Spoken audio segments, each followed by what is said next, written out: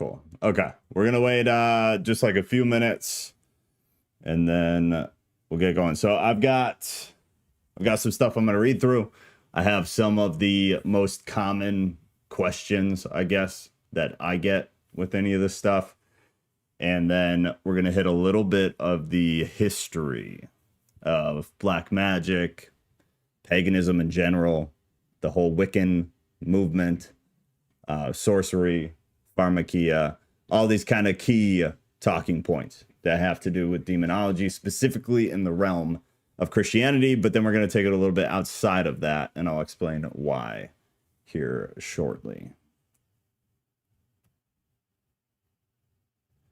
Drew, if you see anybody else come in that's not muted, can you mute them? I'm pretty sure you're able to, just because I might not see it.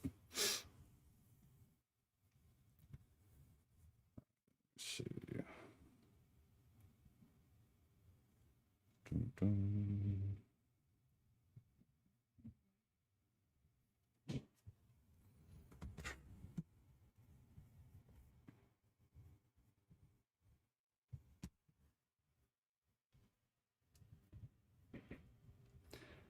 All right, first thing real quick. So welcome to another one of these. It should be fun. This one will be pretty interesting. I'm very into this stuff. I'm also very pessimistic about it and cynical about it, which I think is a good mix because it keeps me pretty honest, I feel like. So we are streaming to YouTube. It's recorded directly to a playlist on my channel that is titled Thesis. It's also under the podcast tab. All episodes are also available on Spotify and Apple Podcasts within a day or two, depending on how busy I am. You can find all of that on tattootheist.com. Everything's kind of consolidated and easy to find that way. Please refrain from using specific places, names, or descriptive terms. If you choose to share, please also refrain from swearing. We did a good job last week. If you want to speak, you need to request in the event chat on Discord. Otherwise, I will not see it, so you will not be able to. Today's topic is Christian demonology. So please do your best to keep comments related to that topic as much as possible. Each share will be roughly 3 to 5 minutes, depending on time, and I will rudely interrupt you with a 30-second warning. So wrap it up at that time. Once you've joined the event chat, once you join the event voice channel, if you plan to speak, please then join the event chat channel, because again, that is where you need to request and where the conversation happens between. There is also a YouTube chat going, so be mindful of that. By requesting to speak, you are giving me permission to stream, record, and post anything said during the discussion. So if you don't want it shared, don't jump in. The last 10 minutes will be a free-for-all, meaning that any topic that is not related directly to what we're talking about, you can bring up at that point. Please keep it appropriate. Otherwise, I will have to boot you and not let you back in. We are on YouTube again, so be mindful of that.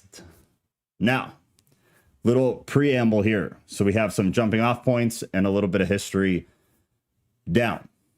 I need to preface all of it by saying that if we were to solely and only talk about this kind of topic based on the Bible or based on Christian resources from the early church, things like that, to have an understanding of demonology, dark energy, attachments, things like this, then we're going to get absolutely nowhere.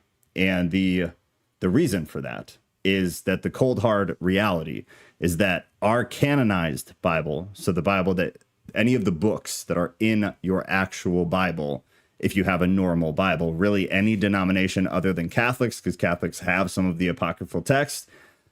But if you go based on the canon alone, it simply doesn't have that much information about demons. You have little snippets, pieces. You've got everything we have in the New Testament about the exorcising of demons. You've got all that. But the fact is, and it's kind of interesting, that much of the way the Bible interacts regarding demonology as a topic in whole is almost as if the reader already knows a baseline knowledge about the topics, right? About demons, about cast down angels. It speaks about it as if we have prior information, and we don't. You have a very small amount in the Old Testament. You have a bit more in the New Testament, but it's spoken about without very much contextual backing. So there's a lot of speculation that this is why much of the apocryphal texts were removed from canon, is because whoever is compiling them decided they didn't want that in there. That is speculation. I'm not saying I agree with it. I'm saying that is some of the speculation. But if you want to get a more broad, more full image of this topic, demons, dark energy, magic, sorcery, things like that, it's impossible to do that while staying within the canon alone, because we just don't have it. So we're going to discuss some of that, but we are also going to branch out into a bunch of different paganism, the whole idea of Wiccan ideology, a lot of that, because it's the only way to get a bigger, more broad picture. So the Book of Enoch and the Apocalypse of Abraham are two examples. They're not the only ones, just two of the most prominent ones, in my opinion, of non-canon texts that provide a truly amazing amount of detail about demonic energies, entities that the Bible either brushes over or doesn't talk about at all. So we're not going to go super deep into Enoch, because if we did, it would be hours and hours and hours. So instead, my plan is to, in the Bible study, actually cover Enoch. So we'll go through it verse by verse. We'll talk about where it connects to the books in the canon, or that are canonized, and then where these things are kind of extra canonical texts or extra canonical ideas. So we'll have to do that separately. Now, a couple of jump off points here. What does the Bible teach about demons? So again, in the canon, what we actually have and what we say is a part of the Bible teaches that demons are these fallen angels, specifically angels who rebelled against God. So they took negative action against God. They didn't want to be with, around, or subservient to God. And that they are all, or at least it's insinuated, that they are all led by Satan, who is kind of your god of the evil energy, right? That's the depiction that we get. These demons seek to deceive people who live within our world. Again, not a lot of context in the Bible. So these are kind of base jumping off points. How did Satan and the demons fall from heaven? Satan and many angels rebelled against God and were rejected from heaven. Scripture records it, but again, it does not tell us really anything exact. And it doesn't tell us when or really how in any great detail. It's just brushed over. Why did some angels choose to sin? Angels were created with some ability. This one is I don't agree with, but I want to put it out there to be fair. Why did some angels choose to sin? Angels were created with some ability of choice similar to humans. God did not force angels to rebel. To me, that's a duh, because it wouldn't really make sense. But some chose to do so under the influence of Satan. So again, the context of our canon, the canonized books, is really that Satan is this kind of figurehead within that darker realm. Can Christians be possessed by demons? This is highly controversial, highly, especially if you're in the charismatic movement, or if you speak to anybody in that movement, the Pentecostal movement, these heavy spiritual movements of Christianity. There's a whole bunch of debate about this, and the Bible is 100% unclear. But the word here is that the Bible records accounts of people who were possessed or controlled by evil spirits. However, there are no records of Christians who were possessed by demons. Now, again, that is from our canon. That is from the compiled and agreed upon books that we've accepted as our quote unquote Bible. That does not ring true if you go outside of the canon. But again, there's debate. Demons cannot control or possess those who have God's spirit, this source says, living within them. Again, heavy debate. Demons can, however, continue to tempt believers. Even Jesus was tempted in the wilderness by Satan. Again, that's out of Matthew chapter 4. Are demons actively involved in the world today? We get a little bit from Peter 5:8, and it teaches that Satan continues to work to cause problems in the world today. It is safe to also conclude that other fallen angels do as well. There's a lot of different theological ideas around this, because some of the Bible's depictions of Satan's interaction with the world is a little bit contradicting, and some of it is philosophically and theologically hard to make sense of. So there's a lot of conversations there. And then who are the Nephilim? If you're going to go, again, based on the Bible, you have almost nothing about the Nephilim without moving on to Enoch or some of the other apocryphal texts. However, from Genesis 6, it mentions the group that are called the Nephilim, who are the offspring of the sons of God and the daughters of men. The term Nephilim means fallen ones or giants, depending on your translation. Their existence is mentioned just prior to the Noah's Ark account and evidently demonstrated of the wickedness of earth at that time. Through the identity of the sons of God is disputed, many argue they were fallen angels. Within your contemporary normal modern Christian ideology, most people believe that, yeah, they were fallen angels. Outside of that, again, there is quite a bit of debate about whether these were fallen angels or if these demonic entities or presence existed before that, and that fallen angels are just an addition to that dark side of things, right? So if you guys need me to read any of those again, based on something you want to share, let me know. I'll keep it up. But I also wanted to jump into this real quick. So this is pertaining to, and again, I'll tell you where I disagree, where I agree, and then I'll leave some of it open for you guys to interpret. But one of the most common questions is, why does God allow Satan and the demons to attack us? So the question you get is, if God is all powerful, why does he allow Satan and the demons to attack us at all? We are not given all the answers to this question. Really, we're not given many at all within scriptures, but scripture does make a handful of things at least kind of clear. First, it is not God's desire for Satan to attack people. Satan attacked Eve in the Garden of Eden in the form of a serpent. Adam and Eve sinned, and all the people have become sinful in nature and are likewise open to the temptations of Satan. 1 Peter 5:8. When God does allow Satan or his demons to attack a person, there are reasons for it. If you are a Job person, you know where we're going with it. Job did not see why God allowed Satan to attack him. It's Job 1:12. Yet God used the situation to thwart Satan's boast and to bring glory to God. I don't like that description because there is so much more going on in Job than that says. That seems very minimal to me. It seems like slightly dishonest. There's massive depth to the book of Job. I argue that it's one of the most theologically packed sections of the entire Bible that's canonized, because it's this depiction that there is, I don't like this word, but it's the easiest way for people to picture it, that there are other dimensions, right? We live in a dimension where we understand things the way we understand them. We see things the way we see them. And the only things our brains can comprehend or conceptualize are things that we have seen, heard, or experienced. Otherwise, our brains can't fathom it because it's all we have. Experience is all we have. Using our senses is the only way that we can conceptualize things. So part of Job was expressing to the reader that there is so much more going on that you could never understand.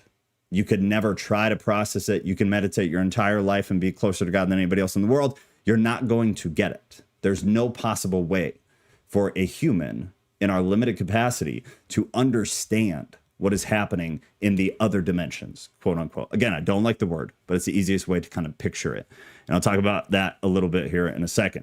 Sometimes God allows demonic temptation as a test. Even Jesus was tested through temptation by Satan in the desert. Matthew 4:1-10. Jesus, unlike Adam, passed the test. He said no to sin and won the victory. There's a lot of theological things to talk about there, because does God have the ability to do evil? Would be one of the first things that's brought up. So was it even possible for Jesus to say yes to sin? Many will argue no. But then again, like this resource I'm reading here, many will use it kind of as an example when theologically that's a rough thing to make sense of. Another reason God might allow Satan or his demons to attack is to build our maturity. Ephesians 6:10-18 speaks of putting on the armor of God and stand against Satan. This requires dependence on God through prayer and the use of the word of God. Personally, I don't subscribe to this. Again, it's theologically problematic to say that God uses Satan or his demons to attack or build our maturity. There are little bits in scripture that make it seem that way. But big picture, theologically, it doesn't quite add up. It doesn't quite make a lot of sense. Okay, if anybody already wants to jump in, throw something out now. Otherwise, I have a few more things I'll go through. I'll wait like 10, 15 seconds. But if you want to hit something before we move on too far, let me know.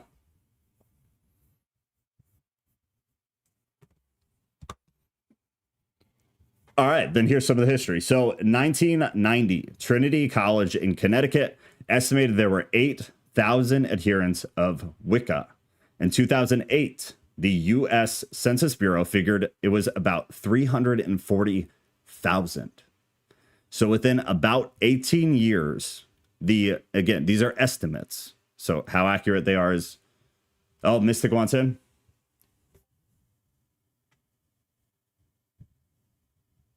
That wasn't you. Did I miss something somewhere?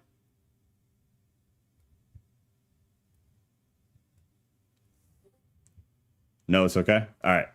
So Trinity College, 1990, estimate of Wiccans, which is it's a subgroup of paganism, was around 8,000. The estimate. No, I can't hear you guys because you're muted. If I unmute you, it will feed through the headphones and then go to the stream and it'll be a jumbled mess. You guys need to request in the chat. That's the only way I'm going to know. Otherwise, this would be super, super messy. You guys can hear each other, but I cannot hear you. Otherwise, everybody's voice goes through the stream. All right, Teal, I'll bring you in. Teal, you're unmuted on my end. You just need to unmute yourself.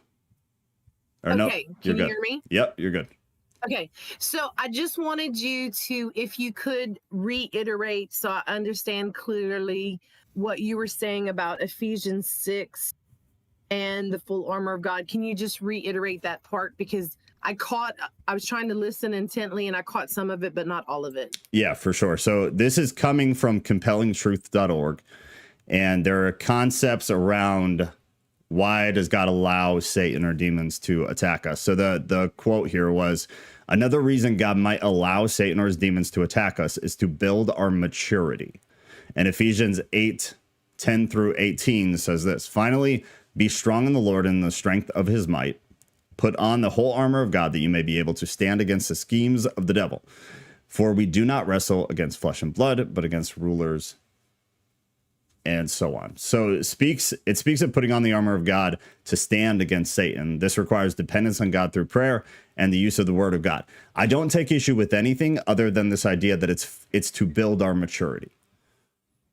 Because again, and it's not about this direct section, it's about a larger theological idea, which is, does he control Satan? Because if God controls Satan, then God is he is the reason for evil in the world. If God controls Satan and demons, and he has full control over them, he can decide what they do, what they can't do, who they can attack, who they can't attack, then God is evil because he's performing evil. Just because he doesn't do it himself, it doesn't make you not complicit. So theologically, it's problematic. Does that make sense? Yes, it does. And that's what I wanted to clear up, because I do agree with what you said. But I just wanted to clear it up because I was trying real hard to listen. No, it's probably good because I'm sure somebody else had the same question. Was that it for now? Yes. Beautiful. Thanks, Sue. All right. Anybody else? Let me know. Otherwise, I'm going to keep going.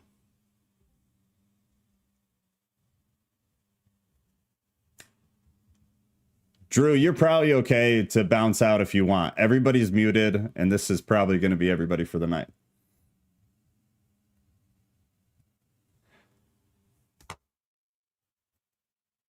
All right. Somebody let me know if anything else pops up. So the census. So we got, again, I think it's like the third time, so I apologize. But 8,000 were estimated to be Wiccan, which is a subgroup of paganism. In 2008, which is about 18 years later, the estimate grew from 8,000 to 342,000. Then a 2014 Pew Research Center study increased that projection several times over, and assuming that 0.4% of the American population would identify as pagan, Wiccan, or New Age. Most modern pagan worship, of which Wicca is just one type, draws on pre-Christian traditions revering nature. Nature, this is paganism.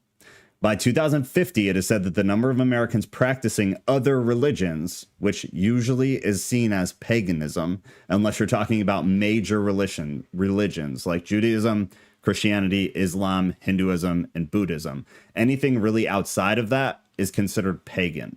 So these would be more naturalistic religious ideals and concepts. Wicca began to be practiced in America in the 1960s.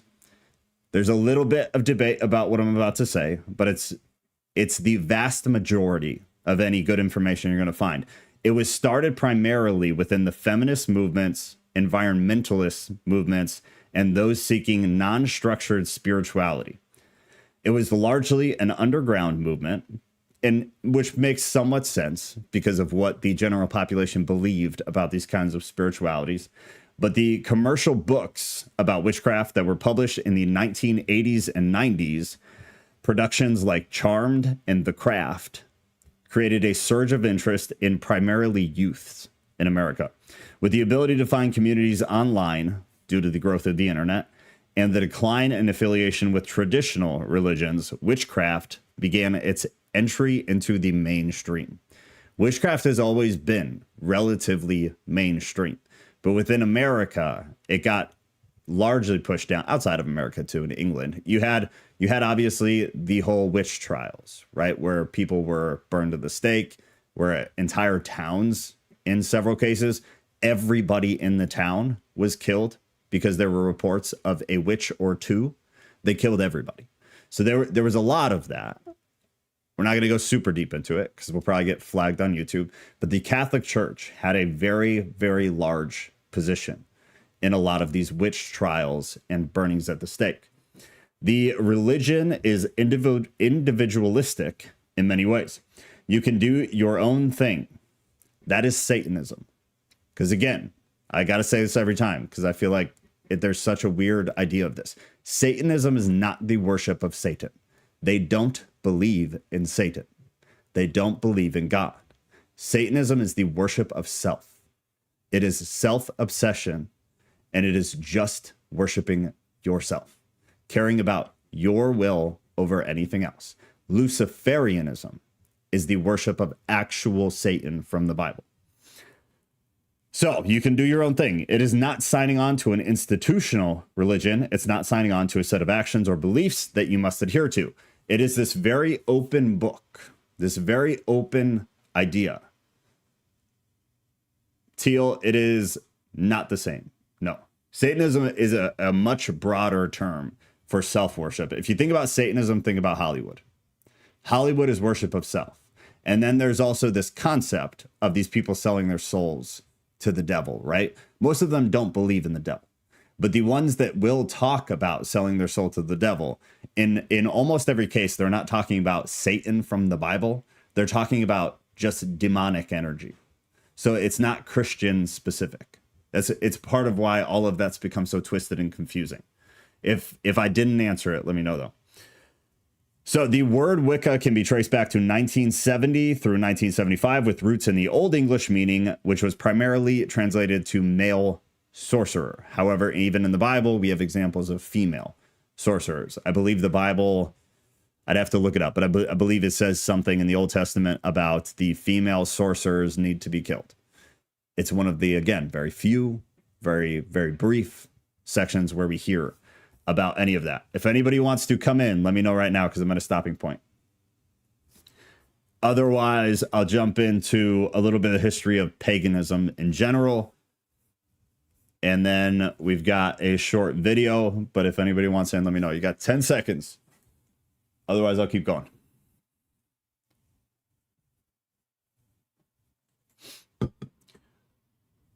Wait until your wife and I become friends. I come to realize that I may not understand everything, but it's okay to just trust in the Lord. I don't have to know it all. Yeah, that's totally true. And it's a very realistic view because there's no world in which we are going to know everything. All right, I'm going to keep going. So paganism here.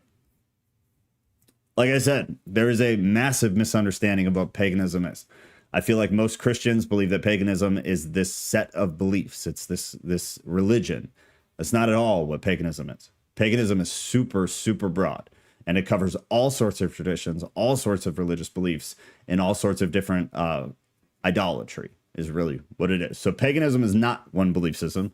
It is an umbrella term for dozens of different belief systems, religious practices, and ethnic and geographical groups. Pagan traditions have a strong focus on ritual, and practitioners may draw from multiple sources or follow a single contemporary pagan tradition. The largest of the latter brings us back to Wicca, which is a form of religious witchcraft that includes dozens of lineages, paths, and styles. Other traditions include Druidry, non-Wicca forms of religious witchcraft, heathenry, and Astru, which is a Northern European paganism.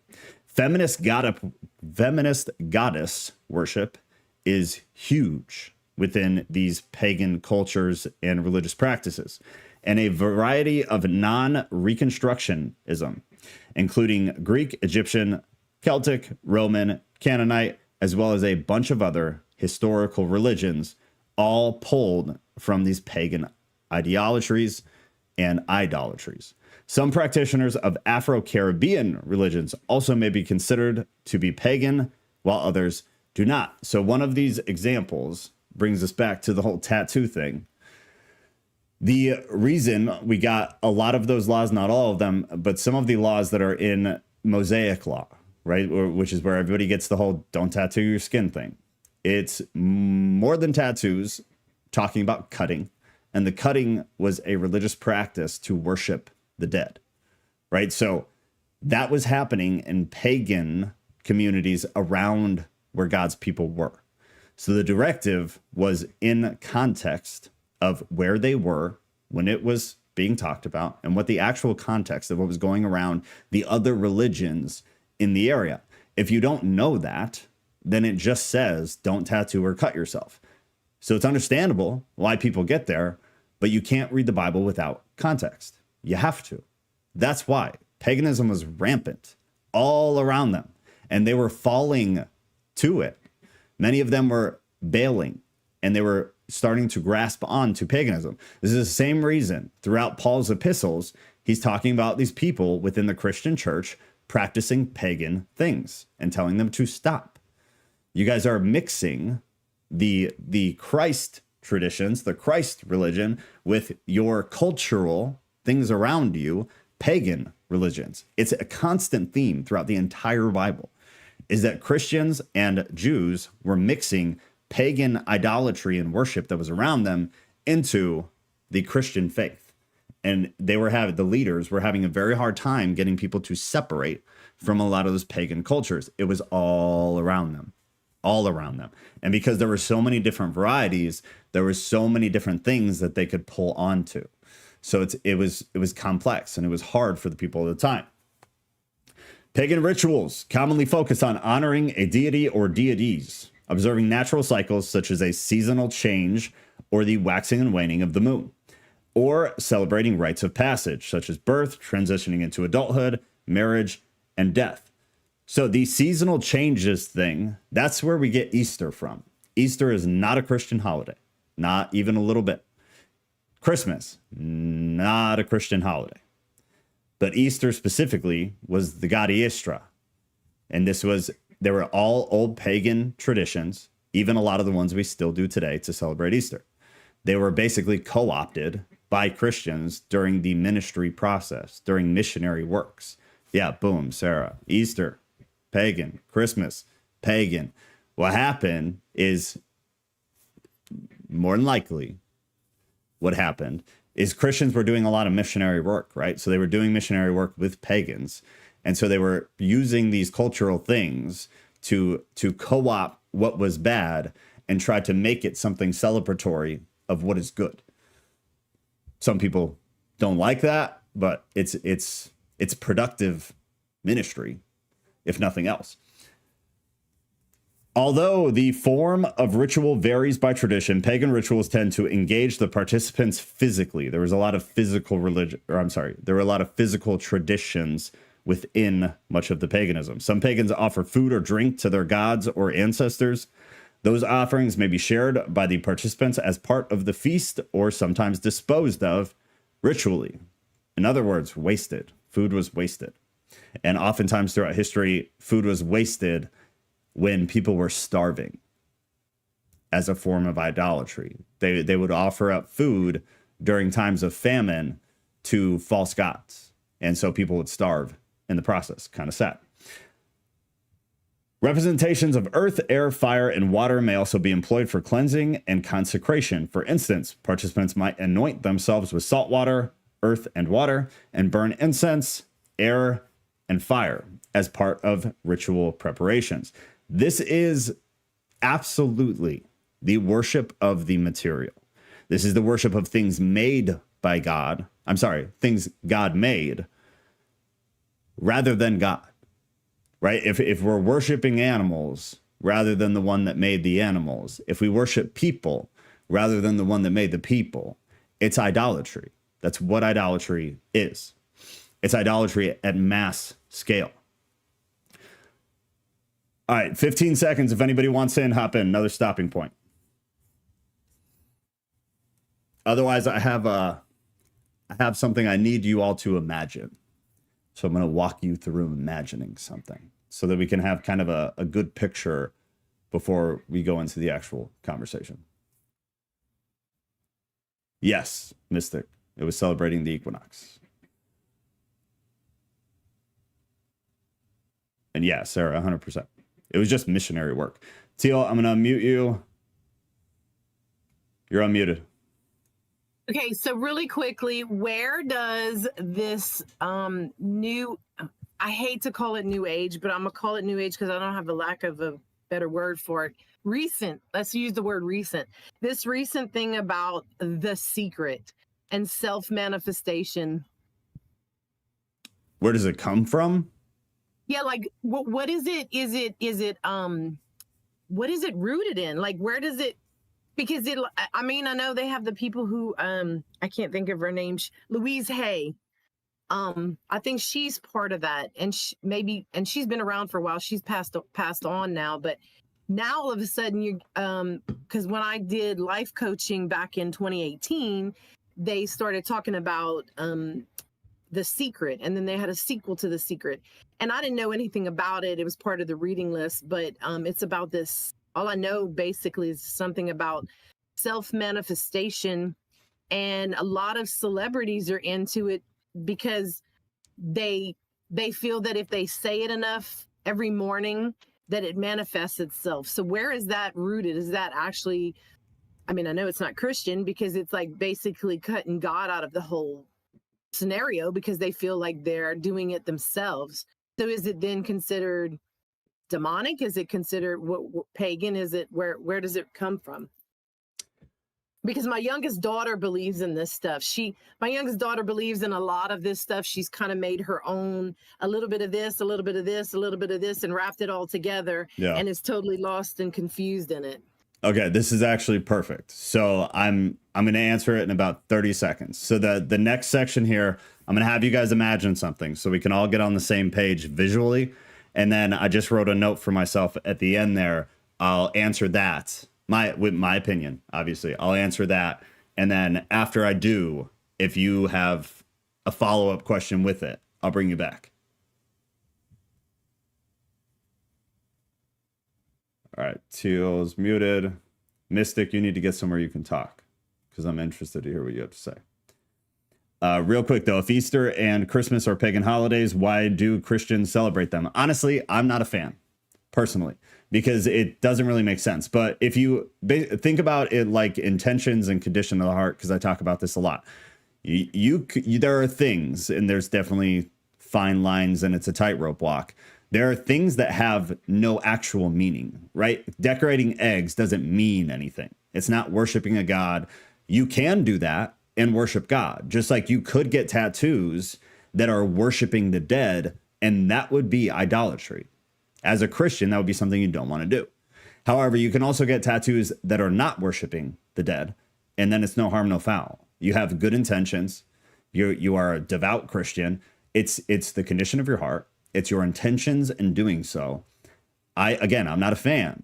of the fact that we've co-opted pagan rituals and adopted them. One, I don't like that we lie about it, because we do. And whether it's a lie or just people being uneducated, both of those holidays are 100% not Christian. Most scholars put Jesus's birth around summertime, and Easter doesn't line up with when everything with Jesus happened, right? The resurrection. It doesn't. Easter is aligned with moon cycles. It has nothing to do with the resurrection, right? And in other countries, a lot of other countries don't do Easter. They have different language depending on where you're at. Like France, I don't remember what they're called, but the title of them is around Passover. So it actually has something to do with what we're celebrating. In America, and in, I believe it's like Germany and some other places, we've done this Easter thing full force, but Easter is not ours. So I'm not a huge fan of it. But again, like if I'm coloring eggs with my family and we're having fun, whatever, we're not worshiping pagan gods. We're not committing idolatry. And then we go to church and we celebrate the resurrection of Christ. It's all Christian at this point. It's either Christian or secular and commercialism, arguably.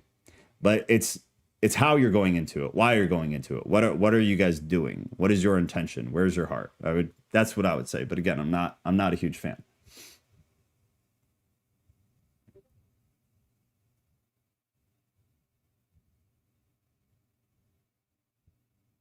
Yeah, I'm not. The 25th being Jesus's birthday, not a fan. Would getting an elaborate tattoo dedicated to loved ones be considered worshiping the dead? Only you can answer that. Are you worshiping the dead? Or are you commemorating a life that you loved or appreciated? It's what are you doing going into it? What is your purpose? What are you meaning to do? If you're worshiping that person, that's idolatry. Whether you get a tattoo or not, though, it's idolatry. I think we need to clarify the word like worship, idolatry, etc.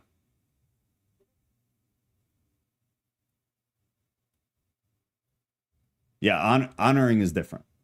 Honoring and worship are different. Honoring somebody doesn't put them above God. Worshiping something puts them above God. There's a quite a big difference there. Yeah, no way it was December. All right, I'm going to continue on. So pay attention, because this, you actually need to do this in your head. Imagine you're standing on the moon and you're looking at Earth. And whether you think it's flat or you think it's round, I don't care.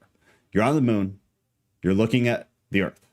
Underneath the Earth is a dark fog of energy, right? You can see it, you can feel it. It's tangible, this dark energy under the Earth. Then above the Earth are these light rays of energy, these light sunshines, right? So the Earth is in the middle. It's dark, foggy, scary, yucky underneath, and it's bright, light, good energy up above. It's negative underneath, it's positive above. Our world is divided by these energies, right? That's the idea. So those that are positive are light and they're above, and those that are negative are dark and they are below. As beings that we are, we have the ability to draw on or tap into or connect with either side through the gift of free will and through the reality of our spirituality, our spiritual nature. You can tap in to the evil fog underneath, or you can tap in to the light that is above, the positivity that is above. So imagine these good and bad energies are not directly connected to our world, but imagine them, again, as a separate dimension. And I don't like the word, but it's the best way for people to see it in their head, right? So our dimension is on one line, and then there is either a or several other dimensions that are offline with us. So there is a connection, but it's limited. So these bad energies are not directly connected to our world. Imagine them in that other dimension. God kept them separate for a reason. And again, this goes back to Job, where the author makes it amazingly clear that there is all sorts of stuff happening that we have no clue about. And not even that we don't know, that it is not possible for us to understand, because our human conceptions, our human understanding, our brains can only process that which we have experienced, that which we have seen, heard, smelt. It's all we have. So we think everything can fit inside our human brain box, which is a ridiculous concept. It's absolutely ridiculous, and it's not biblical. So they can both interact, both that evil dark fog and that positive light ray of energy above. They can both interact with the world, both the good and the evil, but it's limited due to that dimensional divide, due to the fact that our brains can't conceptualize that which they cannot conceptualize. It's limited until we connect. Once we connect, whether it's wittingly or unwittingly, another word I don't like, but it's the easiest way for people to see things. There is a portal of kinds, right? Some kind of pass through of energy, of spirituality. So once we connect, whether we mean to, whether we don't mean to, that portal, that pass through, that doorway of sorts is created, and there is a new connection within the dimension there, right? It's limited until we connect, as we are spiritual beings more than most of us understand, honestly. I feel like people have a really bad view, and I feel like our society, I feel like all of society has really dulled us down to this idea that we're spiritual, right? That we've been conditioned to believe that we are a bunch of atoms with no real meaning or value, no real intrinsic meaning, that we're not spiritual, we're just animals. Not true. And by connecting our energy to either the dark or the light, we are essentially pulling on the power or the energy of those beings outside of the world. There are sentient energies that are good and that are bad. And you have some semblance of ability to connect to either side. And every time we do that, the connection becomes live. And then a lot of people believe that both that good and that bad have more of an ability of free movement. So the more, again, I'll take Hollywood for an obvious example. The more Hollywood calls on or sells their soul to demons, right? Which I feel like a lot of people believe that at this point. It was kind of a conspiracy theory for a long time, but now even people in Hollywood have kind of talked about it. So take it for an example, whether you believe it or not, just an example. Once you have a massive amount of people with energy who are spiritual beings, whether they know it or not, connecting to this dark energy, connecting to demonic energies, they're opening up that connection, right? That's the idea. That's the concept, is that every new connection that's made, that demon attaches in some way. And then they have more access to us here in this dimension, quote unquote.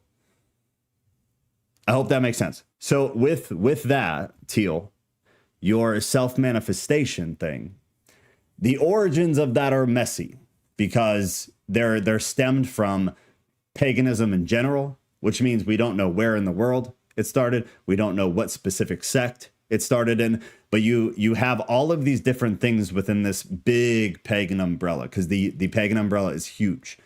Rodriguez, I got you. Just give me 2 seconds. The pagan umbrella is huge. It covers all different religious beliefs, all these different practices, all these different traditions, all these different deities, all these different goddesses. There's a lot to it.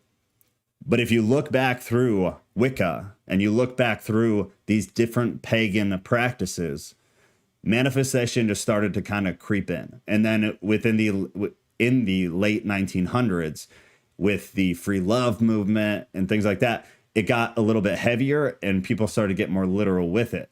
Now, if you ask them what they believe, it's probably going to differ from what I'm going to tell you. But this is my Christian perspective of it, is what I just went over, is that you have these two different groups of entity, right? You have good and you have bad. And I feel like many of us have kind of lived on both sides, have kind of tapped into both sides. I have had a lot of darkness in my life, and I've been a very dark person in my life. And now I've also been a very light person in my life, a very positive, very godly person, to the best of my ability.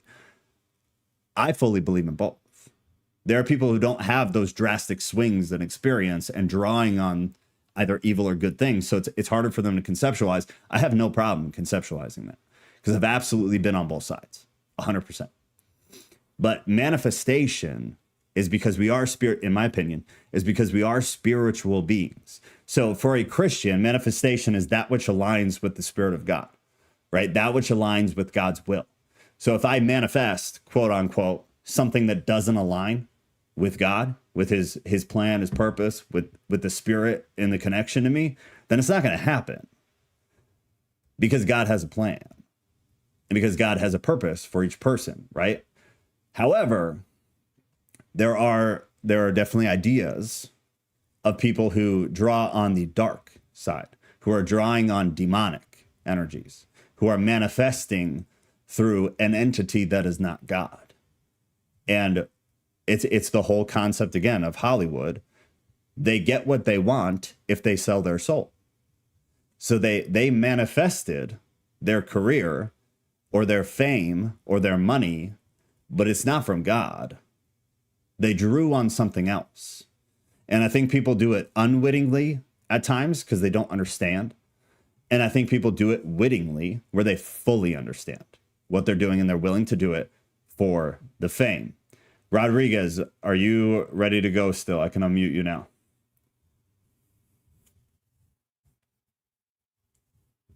But basically, the idea is that the more we draw on these energies or entities, the more power that they have, right? The more connected they become to our world and our consciousness, the more they can influence our world due to the increase in volume of those connections to the other realm or the other dimension, whatever you want to call it. They're all goofy words now because we've been conditioned to think that they're goofy ideas. To me, they're very real ideas. But the more connections you have, the more interactions you have. Rodriguez, throw something out if you're ready to be unmuted. I don't want to unmute you and have you not know that you're unmuted and say something you don't want to say. Anybody else who wants in, go ahead and throw something out. I'll start a list. But the only thing I have after this is a little something on pharmakia, which is where we get sorcery in the Bible. And then I've got a video actually that ironically I stumbled on with Kat this morning. All right, I got you. You are unmuted. Okay, can you all hear me? Yes, ma'am. Okay. There was a couple questions that I had. I know that when it comes to like the spiritual realm or whatever you want to call it, I had always believed and I was always taught, just kind of being born and raised in the church, that there's only angels and demons and that's it. Good and bad and that's it. However, I will say there's some things that have happened, I don't know, recently, and then just some other experiences that I know of others or just myself that makes me question some things. One of which would be in, I think it's 1 Samuel chapter 28. Oh, I can't remember the verse. Where they consult a medium and summon the spirit of Saul. So nowhere in there does it actually say it was a demon. It sounds like, they meant to summon Saul and they got him. So I'm a little confused, and I'm not trying to say, hey, let's go and tamper in things that we shouldn't and different things like that. But I just really question if everything is demonic, or if everything is angelic. I mean, there's just, I don't know, there's got to be some weird stuff going on that, like, okay, there was also that angel, what was the war, where he says like, hey, are you on our side or not? And he's like, I'm on no one's side. Gosh, I wish I knew that reference, but I don't know. There's just a lot of questions that I have in that department. I always feel like I'm not allowed to ask that because people would get upset, but no, that is why we are here. That's right. all the stuff you cannot talk about in church.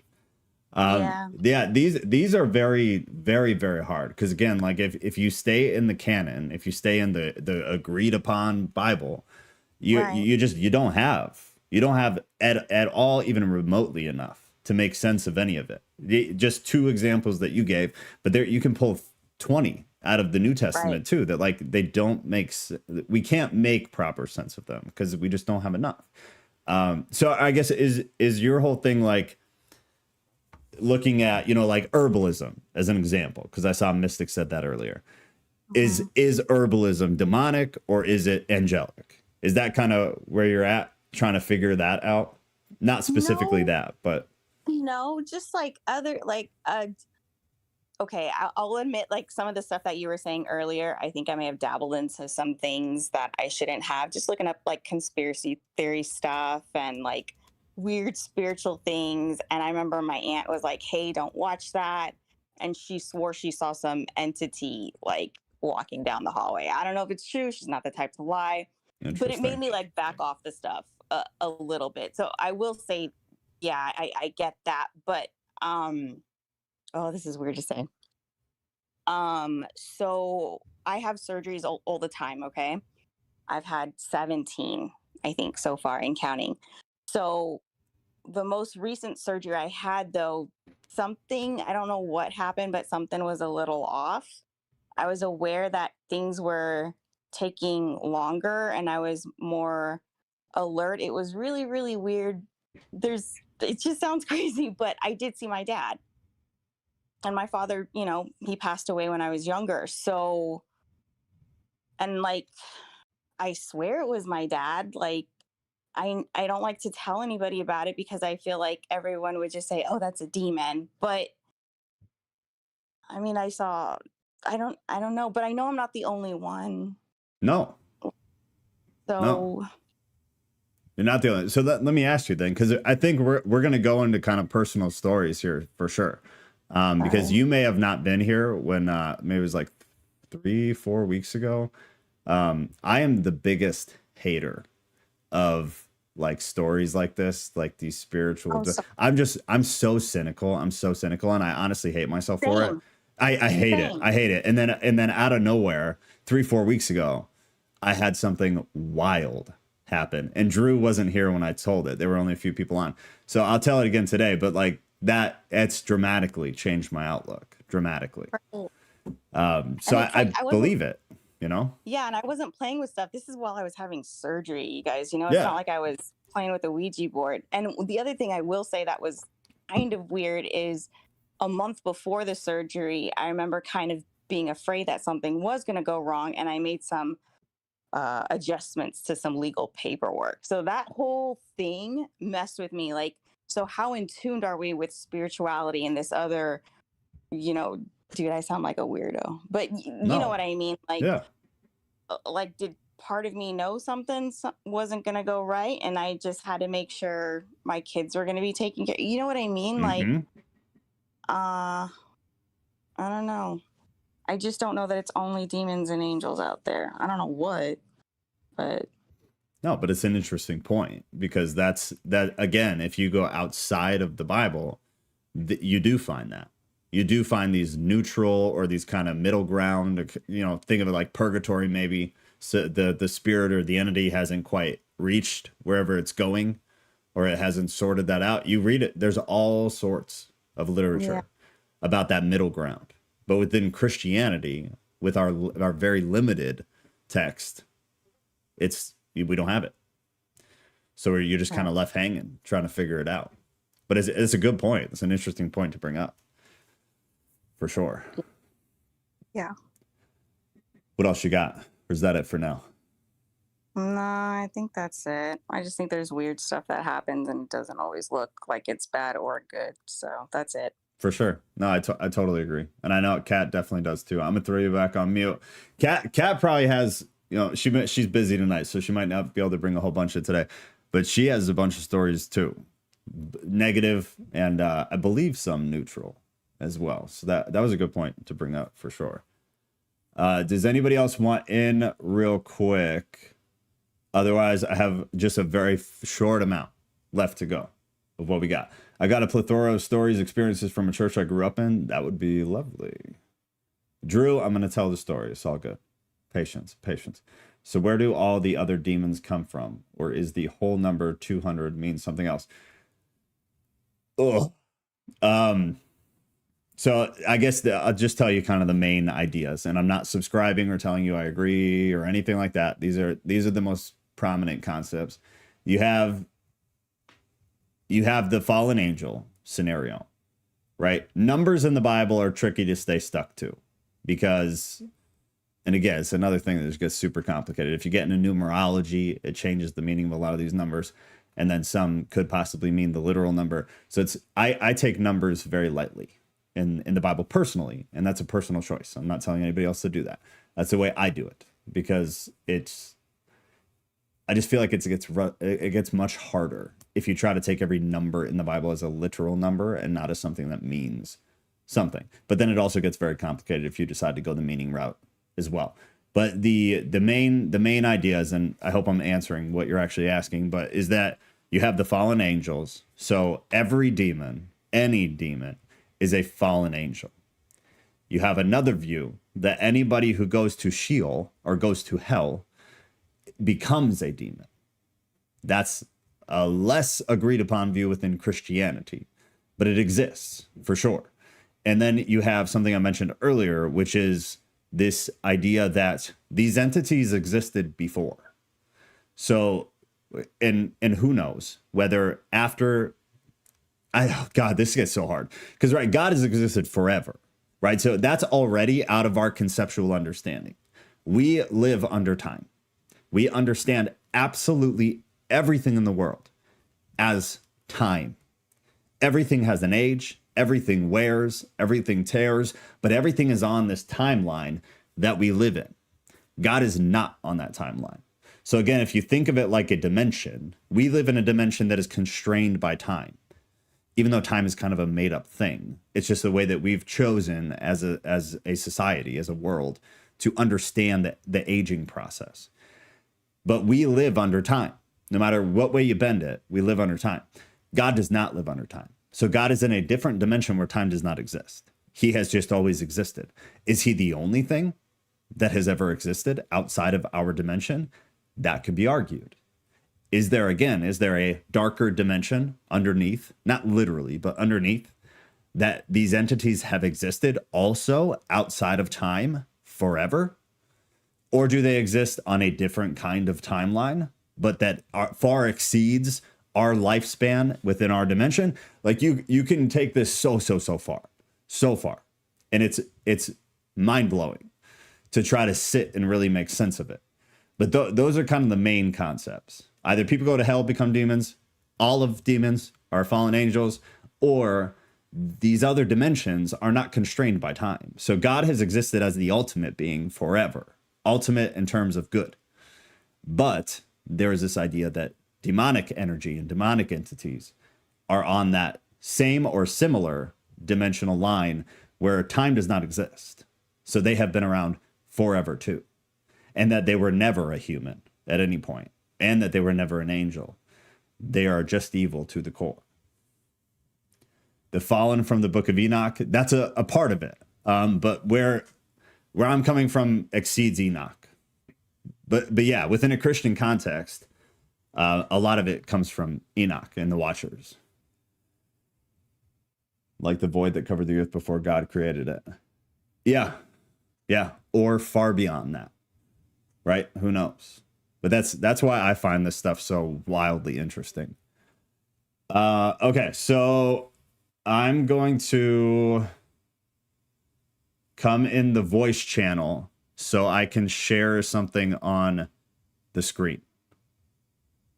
So you may want to pop over there for a minute. Go over to the voice channel so you can see what I am putting up. In just a second. Come on, baby. Oh, bear with me, guys.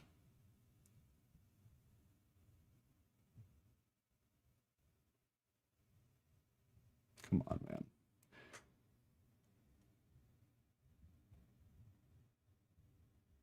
Boom.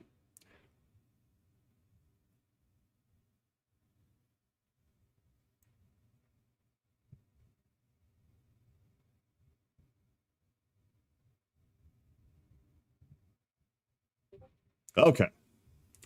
All right. Event voice. Sharing my screen now. So jump over if you want to see it.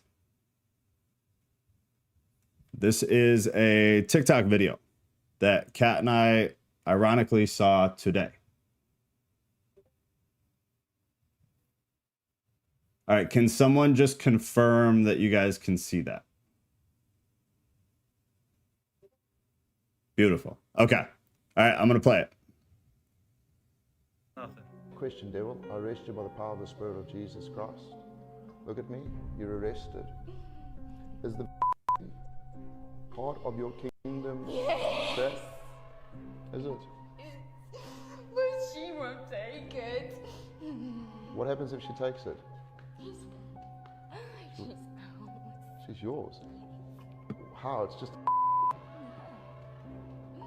it's team. Mother, he works through medicine. No, but it's Have you noticed the serpent? the serpents. What serpents?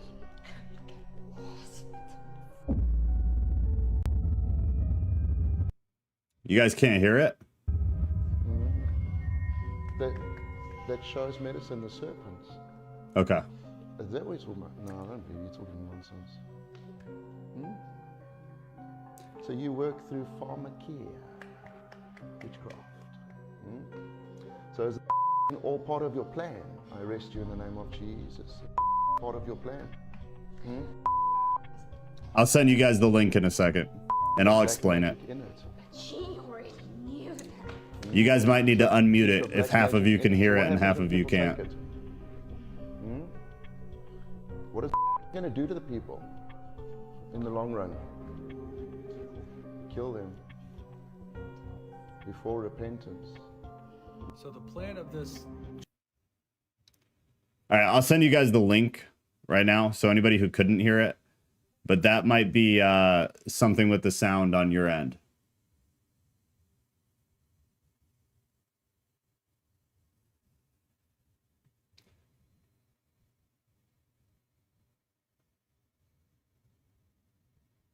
Here you go. I'll explain it right now, though. I'll explain it right now. There it is. So what was happening here is this was somebody, I can't remember where they were, but he's exorcising a demon, right? That's why he's saying, you know, you're under control in the name of Jesus. And then he's talking about that what's getting bleeped out is something that I'm also not going to say because YouTube, but he's talking about something that is a medical drug, basically a medical substance. Okay. And the demon or the woman is saying that we work through medicine. We work through medicine. And then at the end, she's talking about how, well, she brought up the serpents right at the hospital, and then they popped up the picture. And that is the, I don't know if you call it a logo or what would it be called, but these serpents going around that main emblem for the hospital, right? So she mentioned that. Have you noticed the serpents? Have you noticed the serpents? And then at the end, she's saying, we try to get them to take the sorcery, which is what pharmakia is, and that's what drugs are, pharmaceutical drugs. We try to get them to take the pharmaceuticals before repentance. Because if repentance is made prior to the sorcery, the drugs, the pharmaceuticals taking effect on the person, then you can get out of it, right?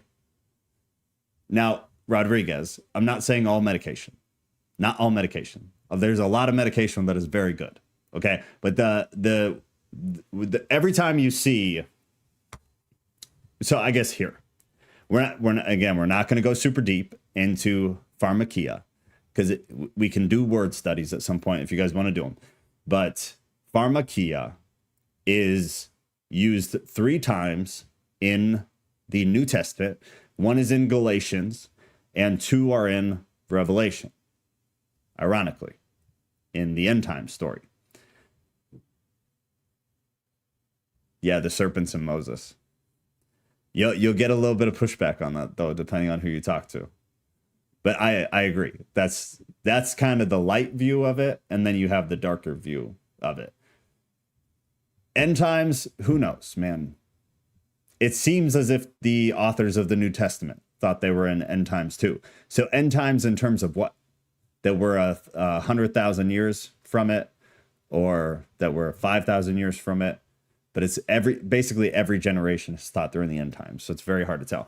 But anyway, so pharmakia has been used 3 times in the Bible, 1 in Galatians, 2 in Revelation. These are the definitions. You have the use of administering drugs. You have poisoning.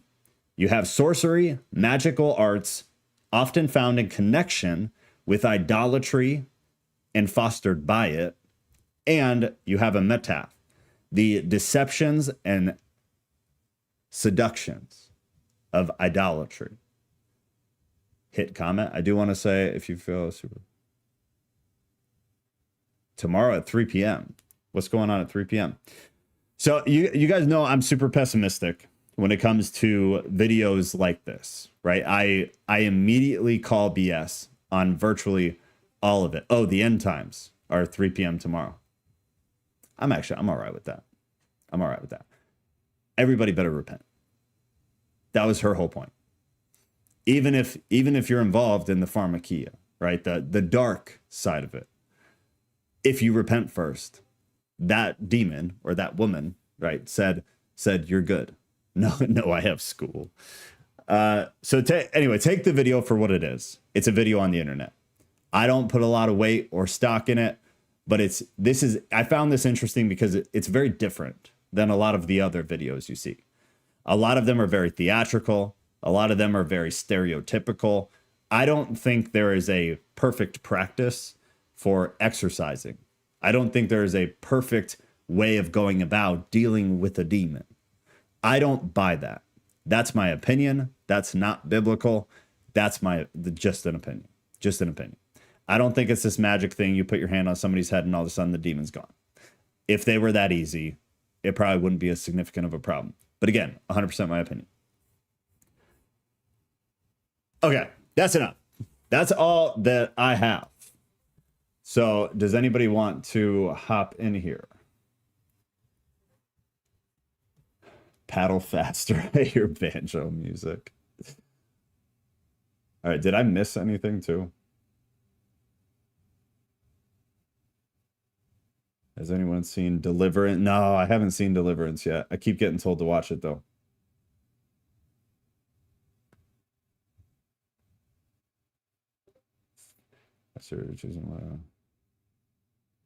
Kat, are you ready right now?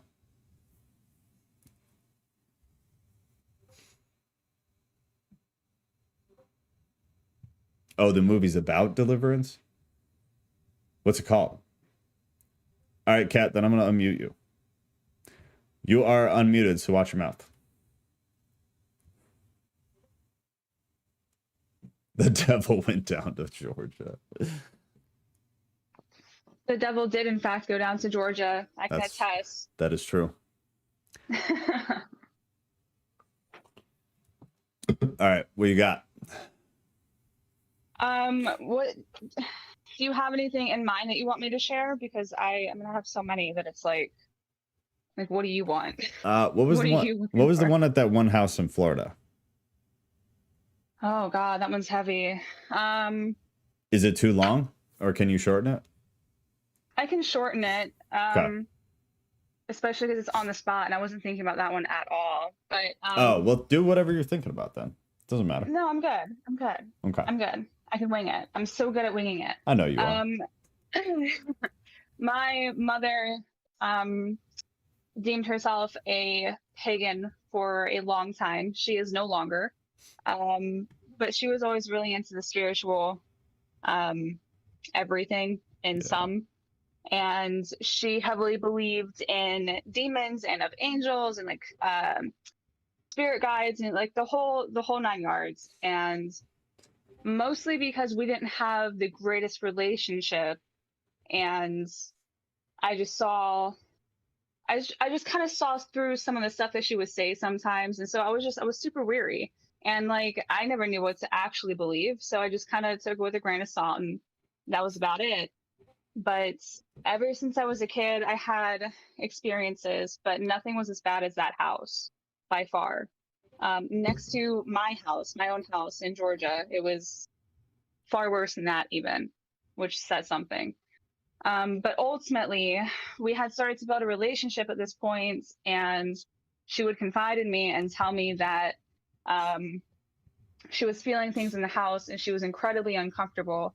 And I opened up to her and was like, well, I thought it was nuts because I've been feeling things for the longest time. And I remember the first 2 weeks we lived in that house, we didn't have beds yet. So we were sleeping on the floor, and I had a cat that would always sleep in my room with me, like with the door closed. And I was starting to doze off, and I thought I felt him breathing in my ear. And when I like went to shoo him away, he wasn't there, and he was already asleep at my feet. And so I let it go. I didn't think anything of it. I didn't want to give it any kind of attention.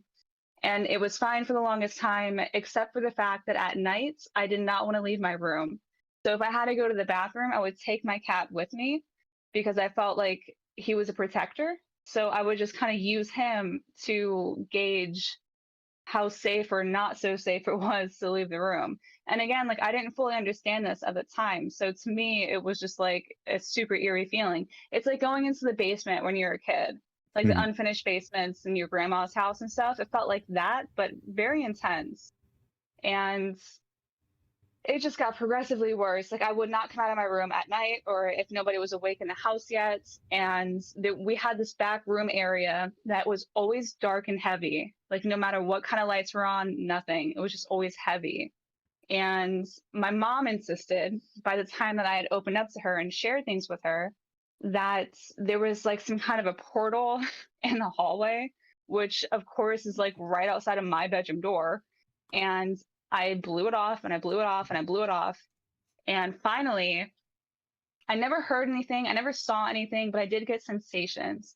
So there's one night I felt the end of my bed pressed down as if somebody was either pressing down really hard on it or was sitting. And like I could see the mattress, like the indention in the mattress. And then I saw it leave.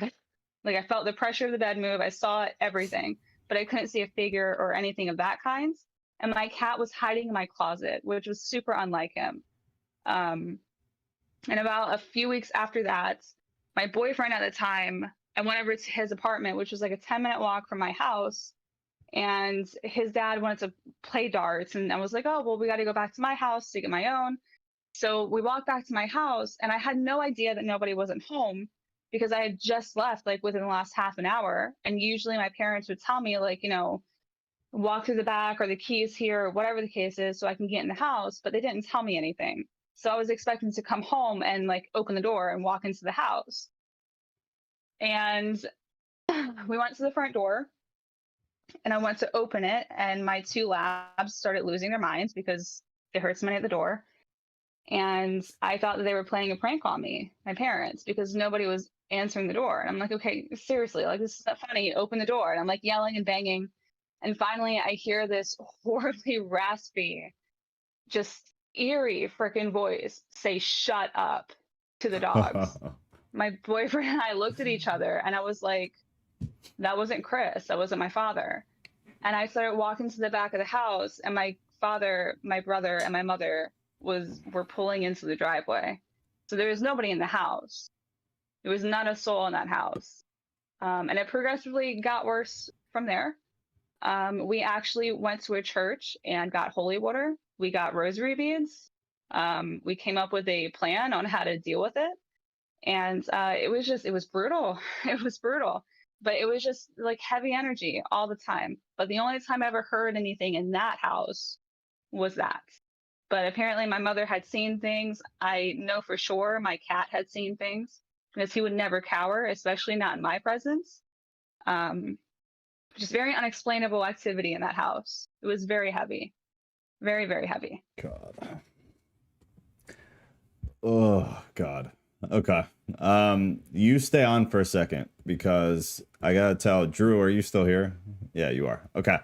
Drew's got to go. So he wants to know our little deal here. So you got to tell me if I have to move or be on Xanax 24/7. What? Oh, I got it. Okay. I got it. I'm with you. Oh. Okay. So you just got to correct me if I mess any of this up, because you know how my brain works. Once it's happened, I move on. So it was like 3-4 weeks ago. Kat and I were in bed, and we were falling asleep like normal, spooning hard, and I like bury my face in the upper part of her back, so it's like very comfortable. I feel very safe. It's very nice. And for some reason, I kept like lifting my head and looking around, and I felt like I wasn't there. Like I was somewhere very weird. It felt very cold. It felt like very zoned out. Very safe, very nice. It is. It's very safe, very nice. But it did not feel safe that day. But when I did go back down, I would lay my head back down, and then I was fine. It felt very safe and very nice and very warm and lovely. And then I lift my head back up, and it'd be the same thing. It feel like cold, desolate wasteland. And I look around, and it felt like very empty. I didn't feel like I was there. And so I kept like feeling like I was getting close to falling asleep.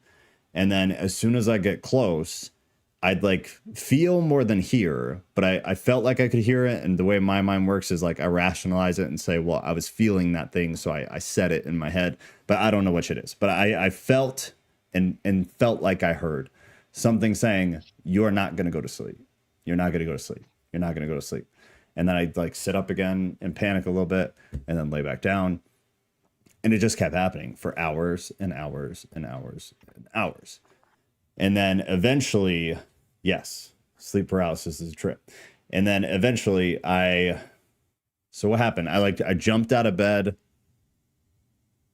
and like grabbed my face.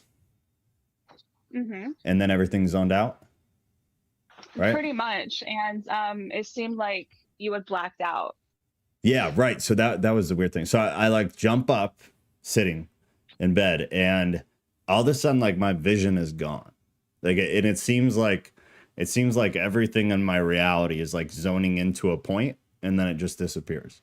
So it's like everything in my peripheral vision becomes like tunnel vision, and then the tunnel turns into like a needle tip, and then it's gone. And in that moment, I felt like I did not exist anymore.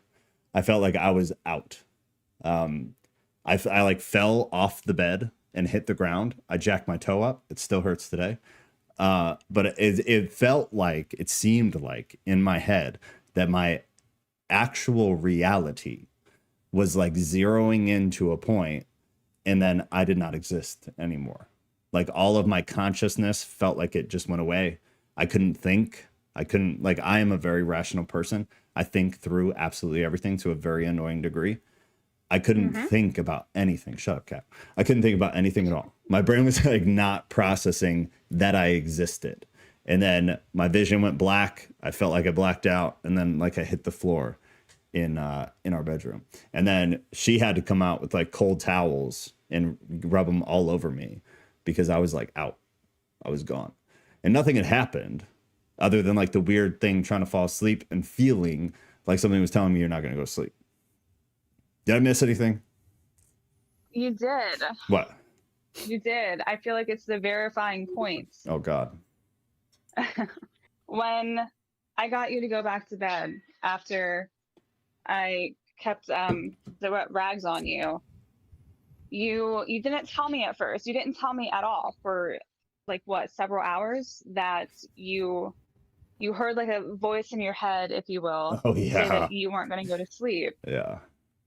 We had already laid down at this point, and you had calmed down enough so that I asked you, like, dude, what's going on, actually? And you were like, I don't know, but I heard something say, like, in my head that you're not going to go to sleep tonight.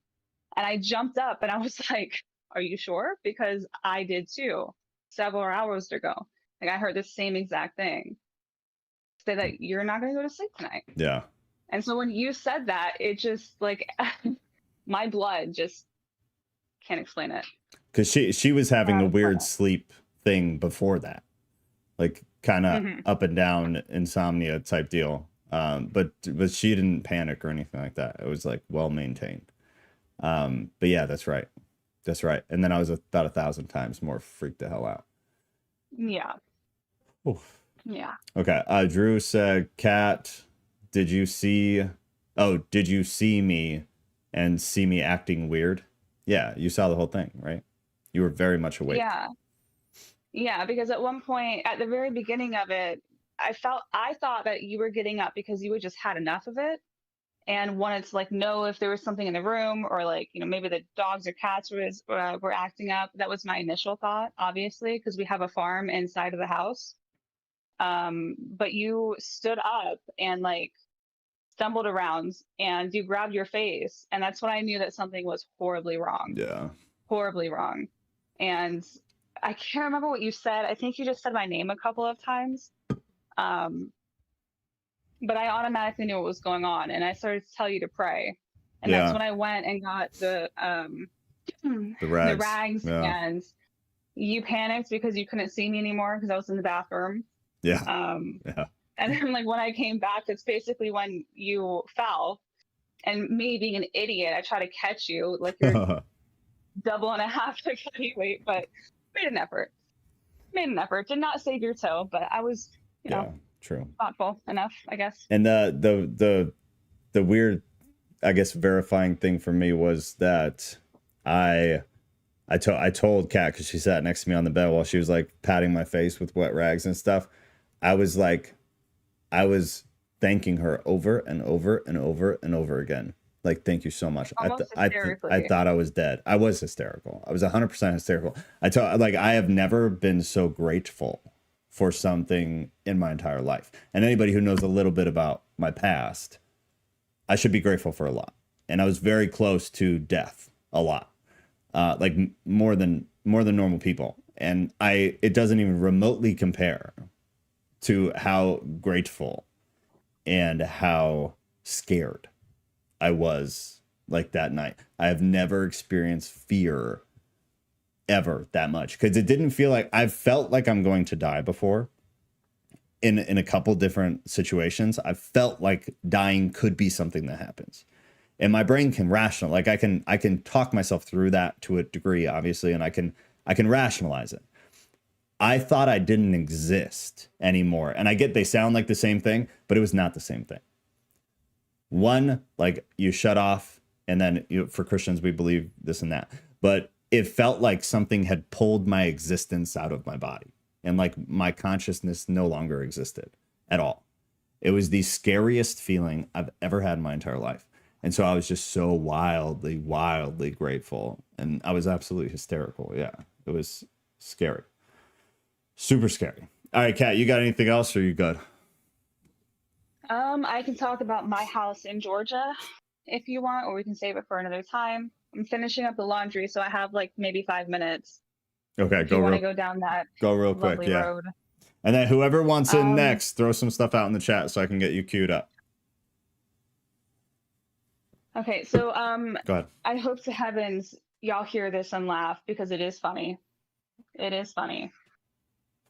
I had a house, a little cabin in the woods in Georgia.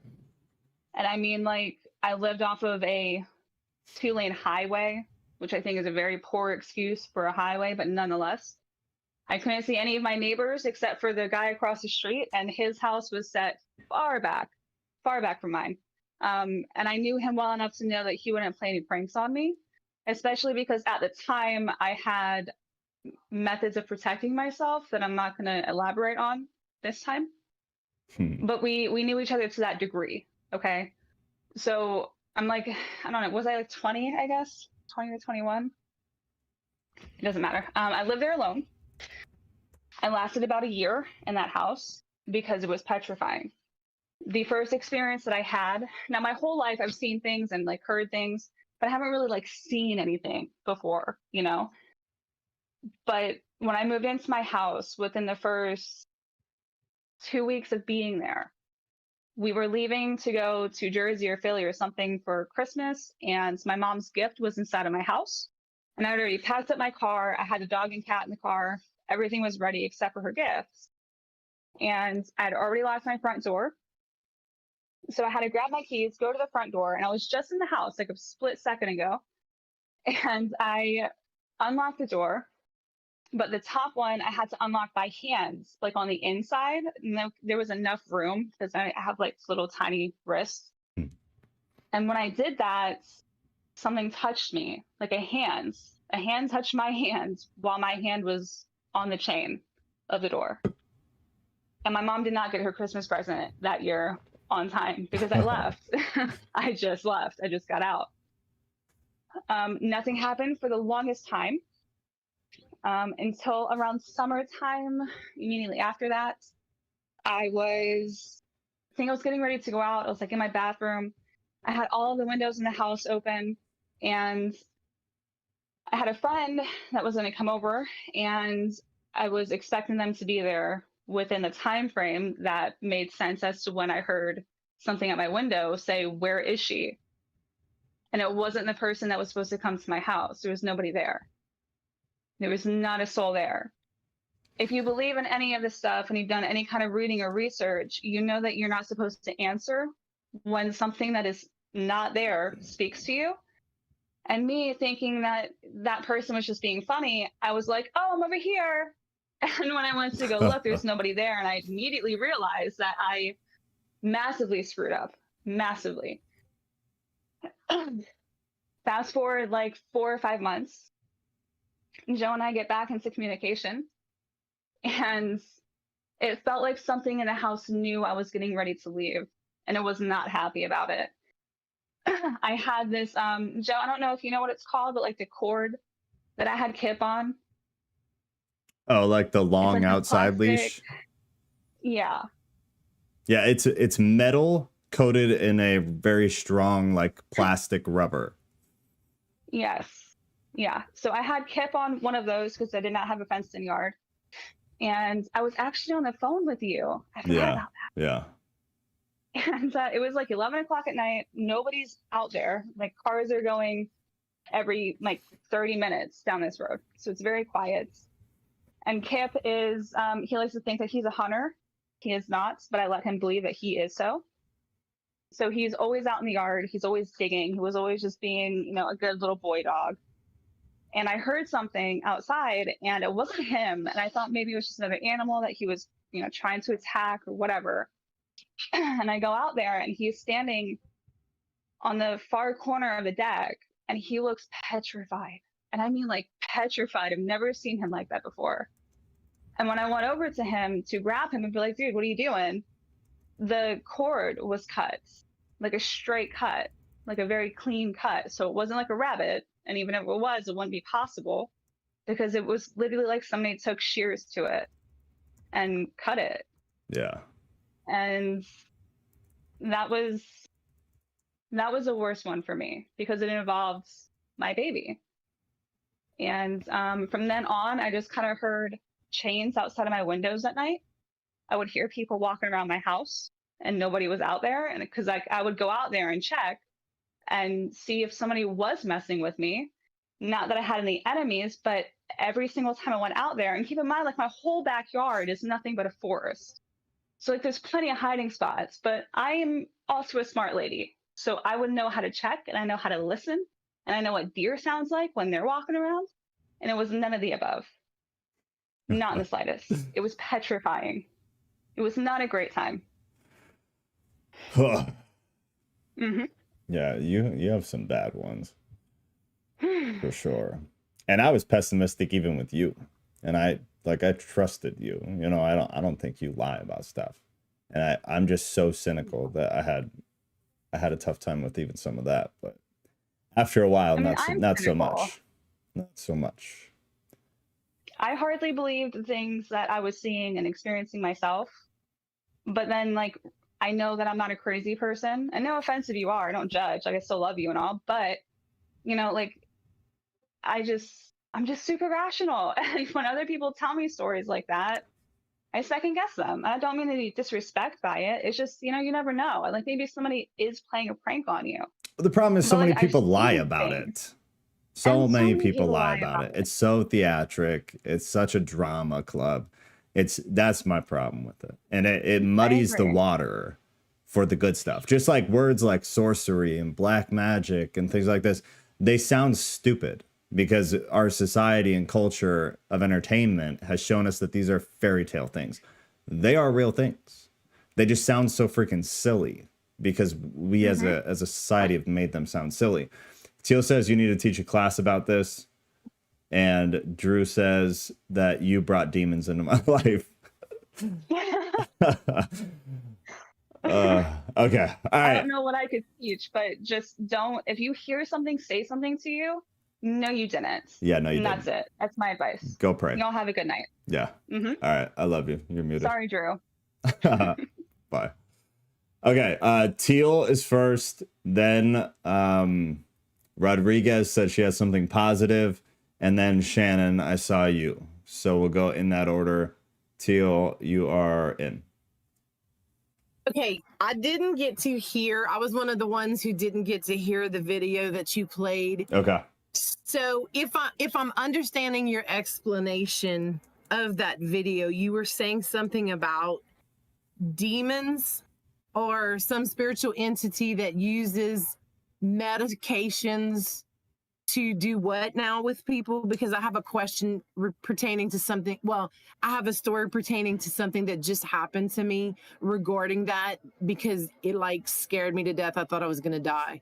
So was the medication, was the guy asking her, or was she confirming that they use medication? Yes. So yeah. So I'm glad you asked that too, because I did want to clarify on that, because I know people take medications. Right. So in that specific video, they were talking about one specific medical concoction. Okay. And then biblically, pharmakia is, most of the time you see it in the Bible, it's going to be called sorcery.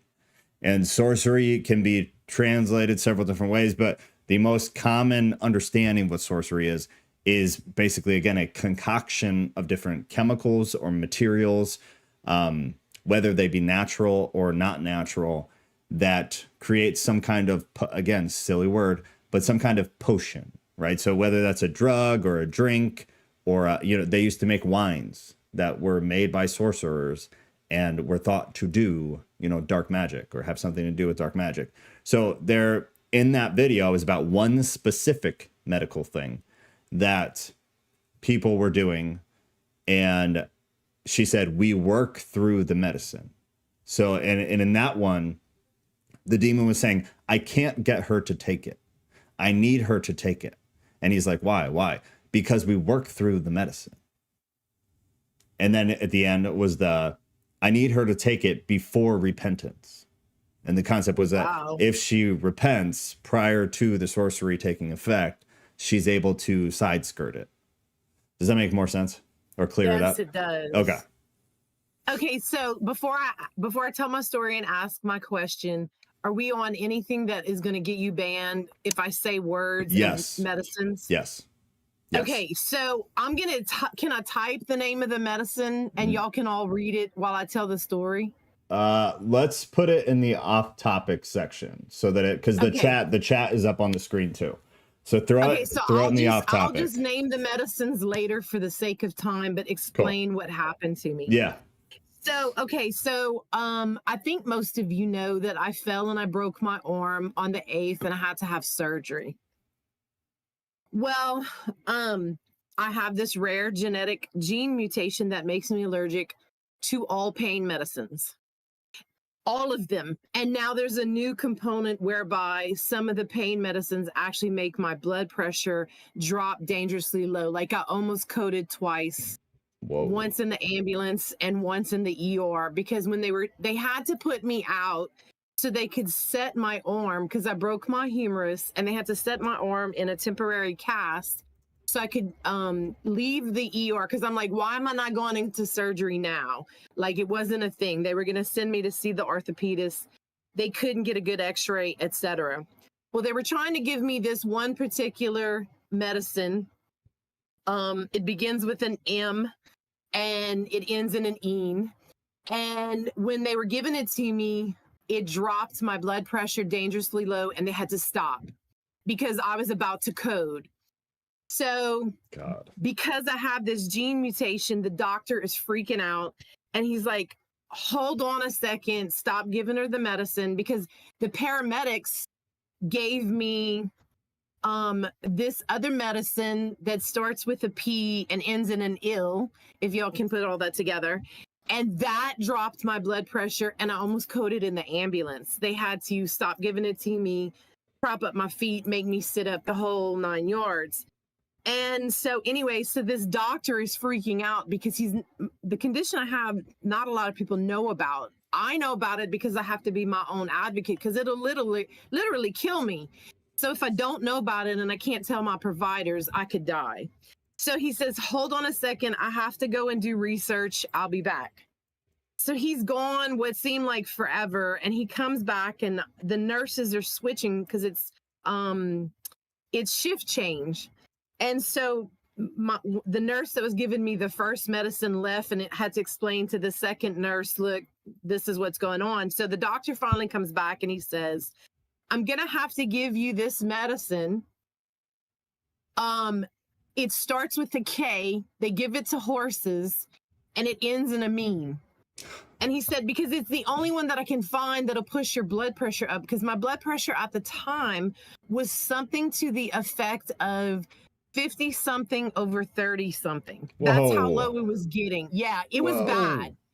And I am in so much pain. Like, I didn't even feel like I was fixing to code because I was in so much pain. Because, oh my God, if you've ever broken an arm or a limb, you have all the prayers in the world, because it's been excruciating. But yeah, I was literally in the 50s over the 30s, almost in the 40s, going down.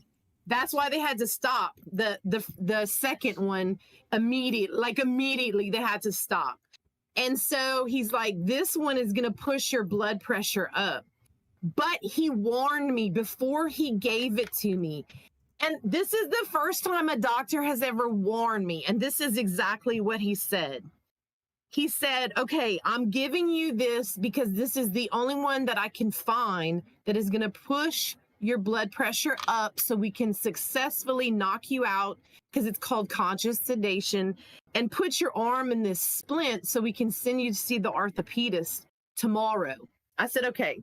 He said, I'm telling you though, and he was dead serious. Like, he was not even joking. He said, I'm going to give you this medicine, but hear me and hear me well. When you go into this, you have to think happy and positive thoughts, because if you go into this with negative, painful thoughts, you will come out of it screaming like you're having a nightmare. Yeah. And you will experience it as such. Yep.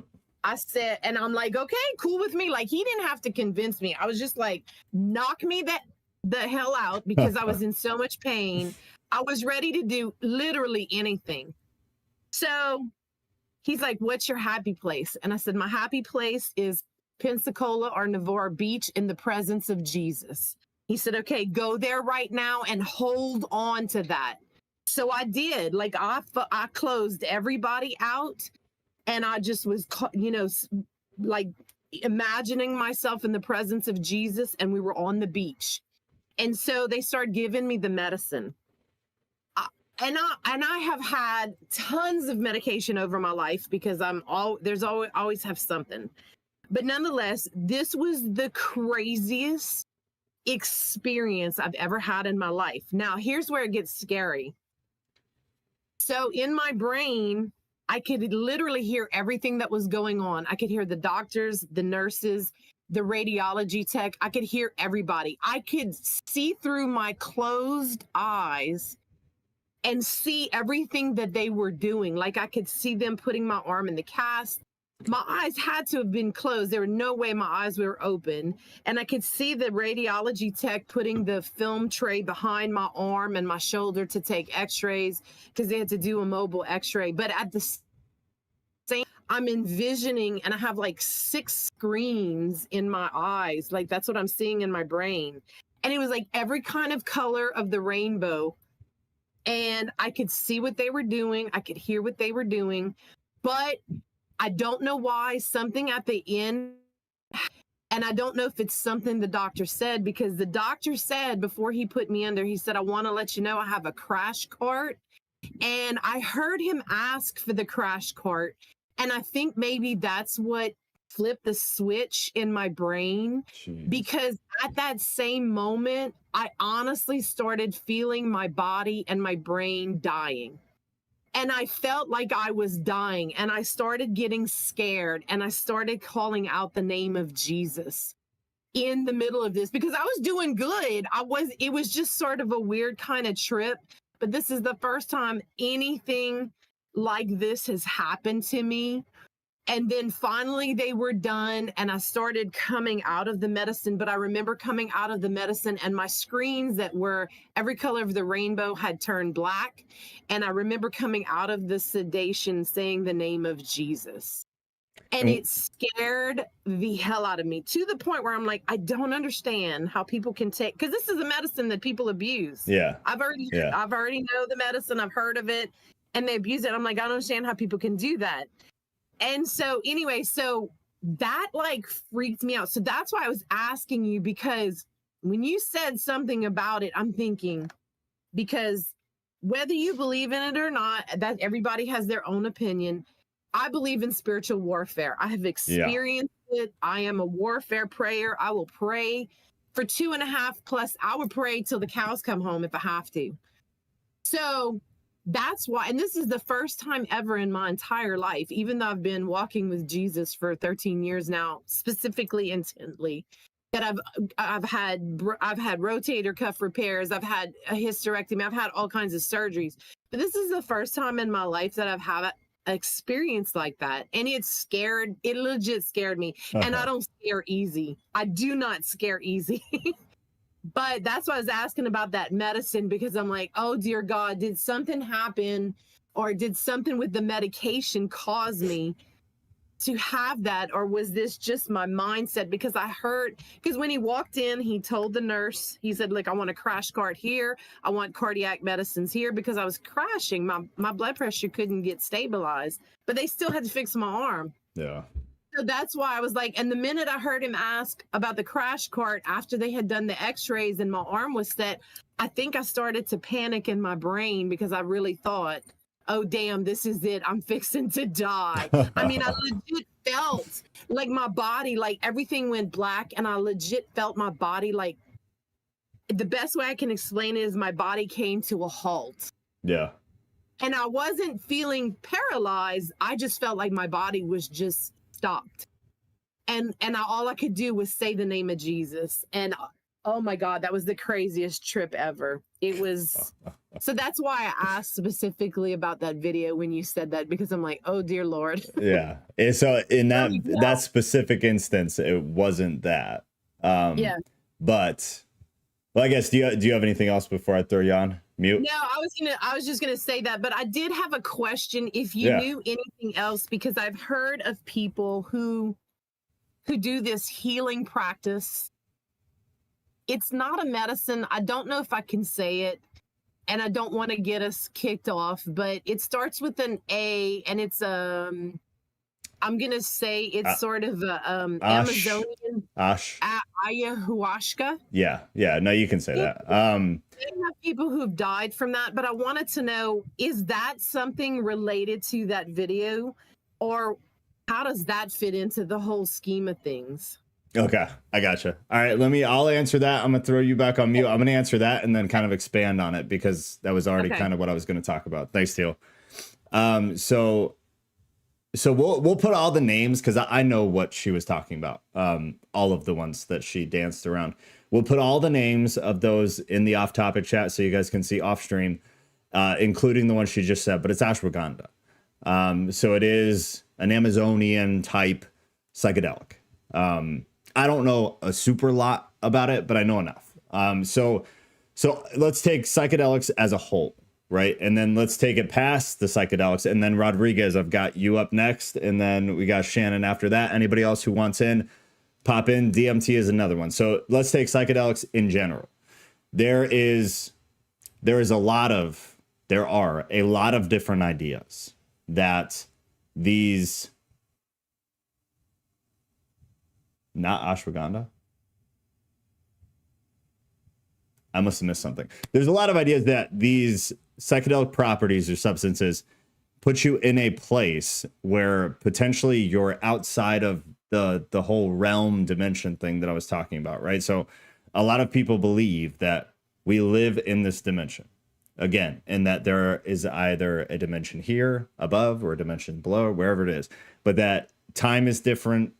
Everything, matter, atoms, everything is different. Outside of dimensions, we can't even imagine, because our brains can only imagine what we've experienced, seen, heard, smelled. It's not possible for us. But some people believe that these psychedelic properties allow people to change their consciousness or the level of it, so that they're not in a different dimension or they're not in a different realm, but that you have more of an open doorway or connection. So there's a lot of stuff around that. And then obviously there's a lot of people who are like, no, dude, you're just high, right? You just took drugs.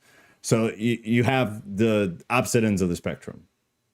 But there's a lot of weird stories about what happens to people when they take some of that stuff. And there's a lot of now Christians who actually played with psychedelics in the past and will tell you absolutely 100% they had interacted with demons, like on a very personal level, in a conscious way. And then at the same time, we see interactions with demons that don't have anything. Oh, ayahuasca. Yes. Ashwagandha is a legal substance. That's like for sleep, isn't it? Yeah, not ashwagandha. Ayahuasca. God, Mystic knows her stuff, huh? We need to ask her. So there's ideas around it. And like I said, there's a lot of Christians who have played with it in the past, don't anymore, but said that it put them in a spiritual place where they were able to interact in a different way. So, I mean, it's just something to think about. Who knows? Rodriguez, you are in, so be mindful. You're unmuted on my end. You need to unmute on your end. Okay, can y'all hear me? Yes, ma'am. Okay. A couple things. Sorry, I'll say the good story because I swear it's good and basic. But only because Teal was bringing up the meds. They put me on a trial medication, and one of the warning signs was suicidal thoughts. And I'm gonna get really vulnerable, but I didn't believe it, and I didn't take it seriously. And yeah, the thoughts really were there. So that's why, like, when you loaded that video from TikTok, it kind of made me think a little bit. But I really wanted to be on the medication because they paid me $600 a month. So I didn't even want to tell my doctor. And then he took me off of it, and he's like, well, thanks for letting me know. He goes, we just had one person commit suicide. And I was like, okay, like I just didn't. Yeah, so hormone therapy, HRT stuff can get really complex. And so, yeah, I won't go into that. But the good thing that happened one time, I was in high school. So this is like 30, so, oh, never mind. I don't know what to call it. But it was a while ago. And I'll never forget one time I was sleeping and I woke up, and I remember being upset because I was actually tired. It's almost like that sensation, like someone woke you up, like when your alarm wakes you up, you don't want to get up. Yeah. And I kept trying to go back to sleep, but I had this strong, I don't know how to explain it, like a sensation to pray. But I kept trying to go back to sleep, and I had this strong urge to pray for some friends of my mom. And I remember thinking that was weird, and I tried going back to sleep, and then eventually I just prayed because I was annoyed, really, more than anything, and I wanted to go to sleep. And I think it was a couple days later, my mom had said that their family, their son, I guess, was trying to seek asylum and trying to escape their country. This is over near, somewhere near the Middle East, I think is near where it was. And that it looked like their son was going to get caught, but that he didn't, and that like God intervened. And I don't know exactly what happened. All I remember is, if you go back to when all of that was going on, it was during the time when I was woken up in the middle of the night and felt the need to pray. So I feel like that was a good, weird experience. Yeah.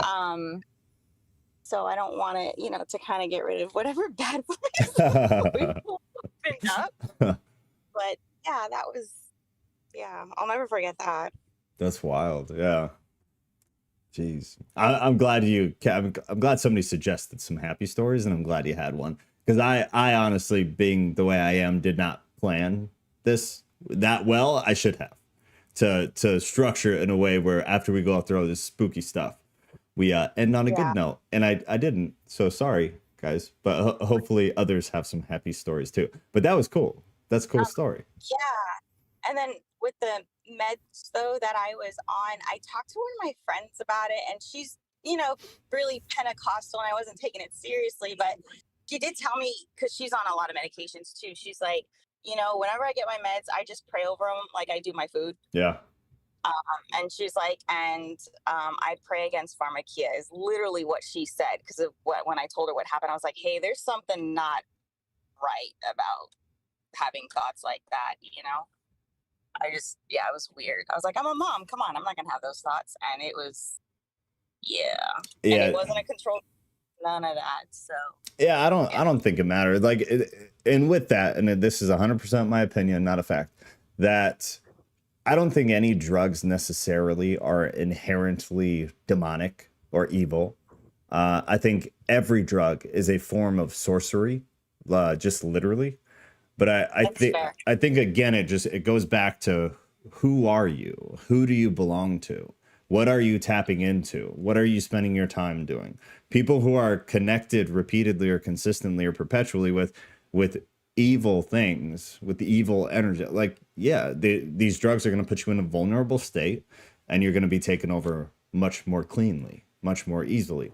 But I think the same can be done in other ways. Like, there are drugs that obviously really help people, and there are drugs that people genuinely need if they want to live anything that resembles a normal life. My mother was one of them. She took everything you could possibly imagine after a car accident that damaged her very bad.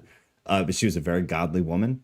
I think the praying over medicine is an amazing idea. I think that's something that should absolutely be done, because they put you in a vulnerable position, no matter who you are. They change chemistry, they change hormone patterns. They have a great effect on a person. And we're not all spiritual or all physical. We're like this concoction of both. So I think that's a great thing to do, is kind of pray over it like food. Yeah. It's phenomenal. You have anything else? That's it. Thanks, guys. All right, thanks. Shannon, you're up if you're still good. Oh yeah, someday you do need to tell the Red Cardinal story. That's interesting. That's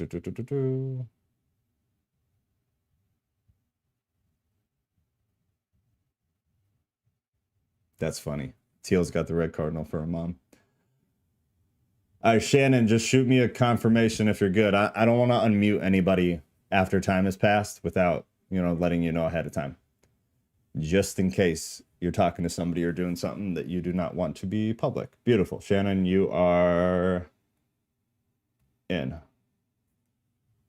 Okay, so I feel bad going back to the spooky stuff, but it was It's a okay. little quick thing that happened to me when I was visiting a college that I really wanted to go to back when I was in high school.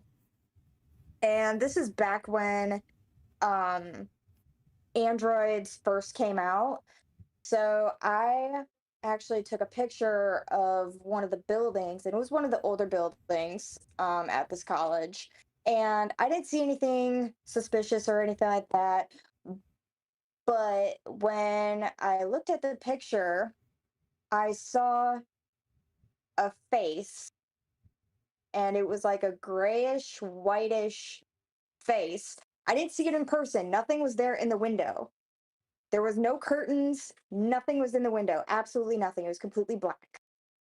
And then when I took this picture, all of a sudden there's like this grayish white face with like flowing drapey thing.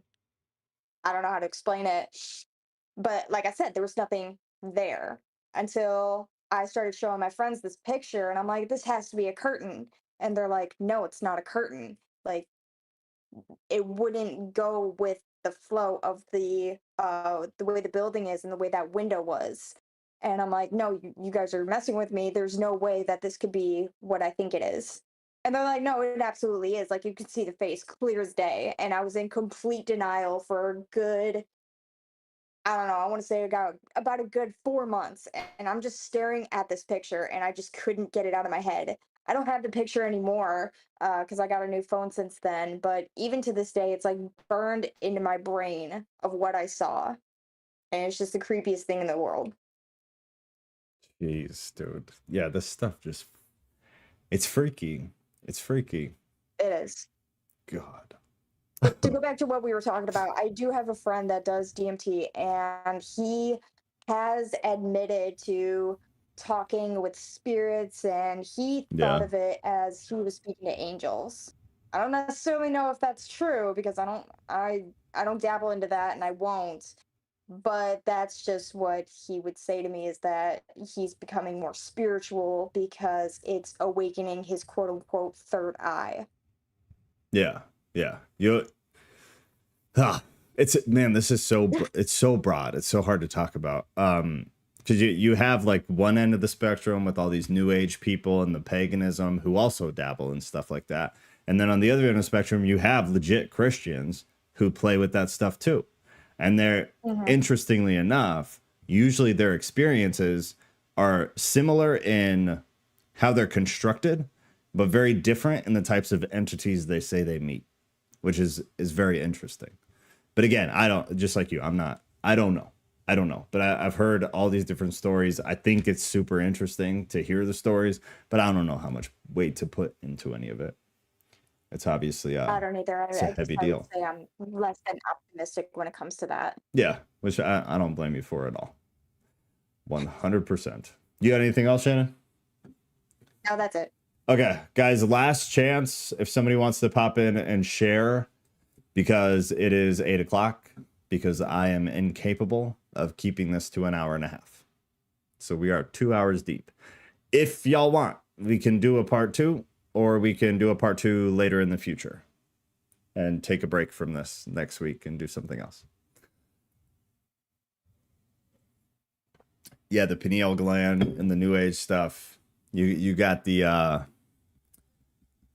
oh god, the fluoride in the water. People will talk about that it blocks your, spiritual eye, your third eye. It's all about mindset, especially with psychedelics. If you're open to the spiritual experience, your experience is similar to those of New Age. If you just want to get high and have fun, it will be I don't know if I agree with that. So it's only New Age people can have a spiritual experience on it. I don't know about that, man. I think I get what you're saying. But it might, I don't know. I don't want to go into a drug talk. That's not why we're here. All right, Mystic, then just for you. Well, I'll keep putting this topic on the poll. Oh, I definitely agree with that. That's what I was kind of worried I was misunderstanding. That it's all about intentions. 100%. 100%. In my opinion, I absolutely agree with that. Okay, you guys got it. So I'm still going to have y'all vote. So I'll put then we're going to wrap up now. We'll pray, and then we'll pray hard, and then we'll get out of here. But this weekend at some point, I will post another poll in the announcement section. I'll tag everybody who has the alert role set. So if you want to get alerted of important things, I'm not going to blow you guys up, just important things. At the top of the channels list, right under events, where you find the Bible study and this discussion, hit channels and roles, and then click the alert role. If you click that role, then you will get notified anything I post an important announcement. I'm not going to blow you up with it. It's like live streams, polls, topic ideas, or like a drastic change in something with the Discord, just so you guys know. I'm not going to blow you up. So if you get on that, then you'll know when the poll's posted. I'll also try to throw it in the off topic. So if anybody doesn't see it, you can see it, but we'll add the Christian Demonology topic again, along with a few other topics. So if you guys as a group decide you want to do something else first, then we'll do that. And then whenever you guys vote back in the Christian Demonology, we'll do that. What we do is 100% in y'all's hands. So I will just continue doing that, and then we'll keep going. Jersey, it was good to see you, man. Miss anything? No, no, no, no, no. All right, beautiful. Let's pray and get out of here. God, thank you for letting us come together like this. It's a phenomenal thing. It's an amazing thing. This group just keeps growing. And honestly, it blows me away all of the time. The level of intelligence and dedication and honestly, just the spirit of the people here is pretty wild. I feel like it's something that's difficult to find in a systematic church. At least for me personally, it's been very hard to find community like this, to find people who desire to learn like this, people who desire to grow close to you and to really understand things at an academic level, like people who truly, truly want to learn. It's amazing what we have here. I pray that everybody here continues to stay dedicated to their own personal studies, to do more than what we just do here Thursdays and Sundays. And that when we do meet, it's just reinforcement. It's something strong. We get that community aspect, and then we go on and continue to study, continue to learn, and continue to grow outside of this little Discord group. God, I pray for everybody here who's had one of these weird situations, one of these connections with the other realm or with these demonic energies. However it's understood, however that person sees it, I hope that they gain some kind of solace in the fact that, yeah, we talked about a lot of spooky stuff today, but it's just because that's the stuff that stands out in what we were talking about. We know that everybody here has had some kind of experience with you, that positive connection to the light side, to the lighter energy, the positive energy, the good, the moral, the just, the right, the justified. We've all had that. And we'll definitely spend some time talking about that another day. But please just make it obviously apparent to everybody here that you're connected. That however that feels might be different, however that manifests or seems or appears to be might be different. But everybody here, people who are this dedicated, are connected to good. They are connected to morality in its objective form. They are connected to spirituality at an elevated level. I pray that everybody here truly understands and not just hears it and accepts it, but truly understands that they are not a collection of atoms with no intrinsic value. We are spiritual beings. The Bible is super clear about it. I'm sure everybody here can feel it. So please try to make that more apparent and ever more apparent as time goes on and as everybody here tries to grow closer to you. We pray this all in Jesus' name. Amen. Everybody stay positive. Positive stuff. Positive stuff. You're good to bail, but a few announcements, I guess. I'm still trying to figure out the prayer request system, so I apologize that I'm not getting those organized properly. I'm trying a ticketing system. It became very complicated, and I didn't think it would be a good format or setup. So hopefully by the end of the weekend, I'll have that prayer request section set up that whenever you post something in there, everybody who's on the prayer team will be notified right away. They'll come pray over whatever your request is right away in Discord, like over text or voice or video. And then they will tag me in a shortened version of it so that I can add that to the end of this Thursday stream and this Sunday Bible study stream. Remember too, that Sunday we'll be going back into 2 different chapters of Acts. And then soon we're going to start voting on what to do next. I think we should probably do 2 Corinthians next because we did first. We came to Acts for further context and more of the history. So we'll probably go into 2 Corinthians after that. But again, you guys run the show. So I'm just going to post a poll with a few of my ideas of where would be intelligent to go. And then you guys will ultimately decide. If anybody has anything you need to ask or any question, last minute burning desires, you've got 30 seconds and then I'm going to shut the stream down. It's 8 o'clock. We went 2 hours. You guys are crazy. And every week I think I'm going to cut it off and be like, no, it's a hard cutoff point. I got to go to bed. I got to take my kid to bed. And then every week I'm like, no, we're not going to do that. We're going to keep it rolling. Teal says she listed the names of the meds that we did not want to talk about in the off-topic section. So go check that out. I will post the one that video was about in that same section. By me telling you what the medication is, I'm not saying that I agree with it. I want to make that clear. I'm not saying it's demonic. I'm not saying if you take it or have it or got it or are thinking about taking it, that it is going to do something demonic to you. I'm not saying that theologically I agree with the video. It's just a video on the internet that was interesting. So I'll post that in there as soon as we're done, and 30 seconds is up. So I love y'all severely, genuinely. Every time we do this, it just keeps getting better and better. And every time I have a few minutes to get on Discord, I see you guys talking and discussing things and questioning things, and it's mind-blowing because I'm not used to being around people like this. Genuinely. It was part of why I left the church. It's part of why I stopped pastoring vocationally. And you guys are like completely revitalizing me and making me care so much. And it's genuinely impacting my own personal walk and my own personal spirituality in such a positive way. I just want you to know how much I greatly, greatly respect and appreciate what you guys are doing here, the work you are doing here. I am a very small part of what is happening here. And that's not stupid humility. That is a fact. I help facilitate, but you guys do everything else. I just pop in, answer questions sometimes. You guys are phenomenal. I also want to say thank you to everybody who's donated, because it's like way more than I thought at this point. Thank you guys, because I really want to open this up to more stuff. Like I added a bunch of new stuff to Discord. I'm going to keep adding stuff. I want to make it somewhere that everybody is like having a good time, and you have things to do, and you have just be fun, man. Like I want the community to be fun. I want to have good equipment so the quality is better. You have my absolute word that any money you donate to this is not going in my pocket. It will get reinvested into things that have to do with what we're doing here. Long-winded outro. I love you guys. I'm out.